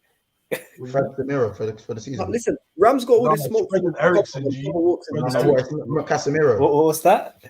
You've got all this smoke for cover. No, it's Cassian Ericsson. No, I love cover, but he's not second best. Who's better than him? Name me three. KDB, Bernardo Silva.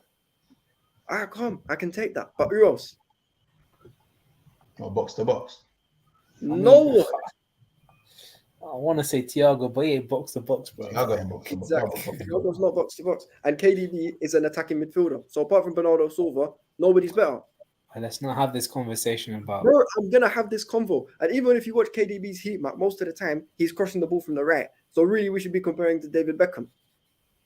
Oh, my days, bro. No. But he has still defensive,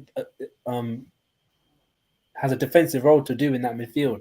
I ain't seen KDB tackle for time, bro. I'll be real. Don't need to be tackling. You just need to be in the right area at the right time. No, but I've not seen him tackle or intercept. Most of the time, I see him get. Bernardo is the one who does the intercepting and attacking. No, but Abs. When do you ever see any Man City player intercept or tackle anybody? Man, very rarely. Sorry to interrupt this, but we're gonna have to lock it off. Like it's been going way too long. Obviously, I've enjoyed this conversation. Big Six is officially back, people. And I'm big so up glad Arthur, bro. Big up Arthur. Big up Arthur. You know what I'm saying? Congratulations. Have a wonderful time of day. You know what I'm saying? Liverpool on their win. Chelsea obviously dropping points again. You know, so yeah, big up everyone in the chat. Big up Wreck-It Ralph. 2,100 subs. Make sure you subscribe if you're new, if you're watching this back. We'll be back tomorrow with a lunchtime stream. Liverpool getting a win, luckily. Talking all things Liverpool. Corey, you've had two of the shittest wins I've seen in the last two games. Bro, Corey, I don't know what, bro. Once you lose, bro, I want the one against you. Oh, no, your Southampton and your Leicester wins. Two of the shittest wins I've seen. Dirty wins, bro. In a long while. I'm sorry, you guys cheated. But wait. So they weren't big. No, bro. Newcastle were time wasting for the whole game, bro. Serves them fucking right. No, Monts. One team cheats, another team cheats equals a draw. So we win. We won fairly because we both. I got my 3 points. So just shut. What logic is that? That's so scary, fam. Bro, it's what it is. How about this? As I said, everyone had their tweets ready. That's why Corey. A negative times a negative equals a positive. Yeah. Corey was getting ready to call me. Casey was getting ready to call me. Ethan was getting ready to call me. They were all getting ready, but it never came because of Fabio. And I'm just said, "Oh, fuck's sake!" Yeah, oh, fuck's sake. Anyway, big up to everyone in the chat. I've told people where they can find you. Bro, you can find me on Double TV with Shigs, Jay's Legacy, Mr. Nels, and Chili. It's a weekly thing we're doing a Monday and Thursday, just breaking down everything. Most of the time, we end up seeing one person get cooked. Today it was me, so I'll post that. For those of you interested, you can go follow me and you can see the links to it. And yeah, you can find me on Twitter running my Jorginho agendas and running my Kendrick Lamar agenda sometimes as well. And when I get the call up, to Big Six Bands. You can also find me here in it. But thanks for having me on. Great stream, bro. Of course, bro. Good to have you on. Rab, let people know where they can find you. Yo, you can find me on the Ram Stand, where I'll be restarting my channel, and also the Football Terrace, where I'll be making my opinions over there. And big up Monts, yeah. Big up your damn self. I'll save up the big up for Corey when he starts behaving properly, man. Oh my gosh. Oh my gosh. Anything you want to say before I'll just say one thing. All good things come to an end, innit? Just to say that. Yes. I beg someone slap these Man United ended in 20. Take it how you want. If the shoe fits, innit? If the shoe fits, yeah, all good things come to an end. Funny though, it's still, for certain man, it's still ending. It's all till now, still ending. Oh, listen, as much as it's ending, I need these men to slap the pagans this weekend, bro. I can't see Arsenal going and winning 6 hours. Yeah, I would love a Man U win, but I don't know. Nah, draw, bro, draw. I love a Man U win. You don't want to see another Man United win. You don't understand. The most annoying fans in the world of football are Arsenal fans. I understand. I'm getting it from Guna Lee right now. I agree. Hold up. Listen, you don't understand, bro. Now, this is why oh my God. Honestly, I've never hated a club more than I hate Arsenal. I can't wait for that downfall. It'll be beautiful. You need to turn up and slap them as well, will you, man? We won't slap them because we play them in 3 games October. But listen, I'm doing the "you'll never walk alone" thing. I don't care. It's everyone apart from Arsenal. Just stop these Arsenal man winning. Fuck them. Corey. Just draw against Arsenal and we'll be happy, yeah? No one wins. No one wins. Corey, I want to see Elanga doing the griddy at the Emirates or whatever it is on these games. Abs, man. I don't want to hear United winning, bro. Allow it. Listen. I don't care. I hate Arsenal more than I hate Manchester United. You are literally dealing with the devil. You're dealing with the devil. Listen. If I'm dealing with the devil, then I'm dealing with the devil's mum when it comes to Arsenal. Arsenal need to lose ASAP. I mean, the draw, they both lose, isn't it? Kind of. No. They need to hold that out. Hold that. The cooking I've got ready for these pussies. But yeah, listen, guys, big up everyone in the chat and make sure you tune into the next Big Six Bands episode. Big up everyone. We'll be back to usual every show during the week, 6 videos a week on the minimum. Big Six Bands family to the well done back. It's been another episode. See you guys in the next one. Take care, people. Wake up, man.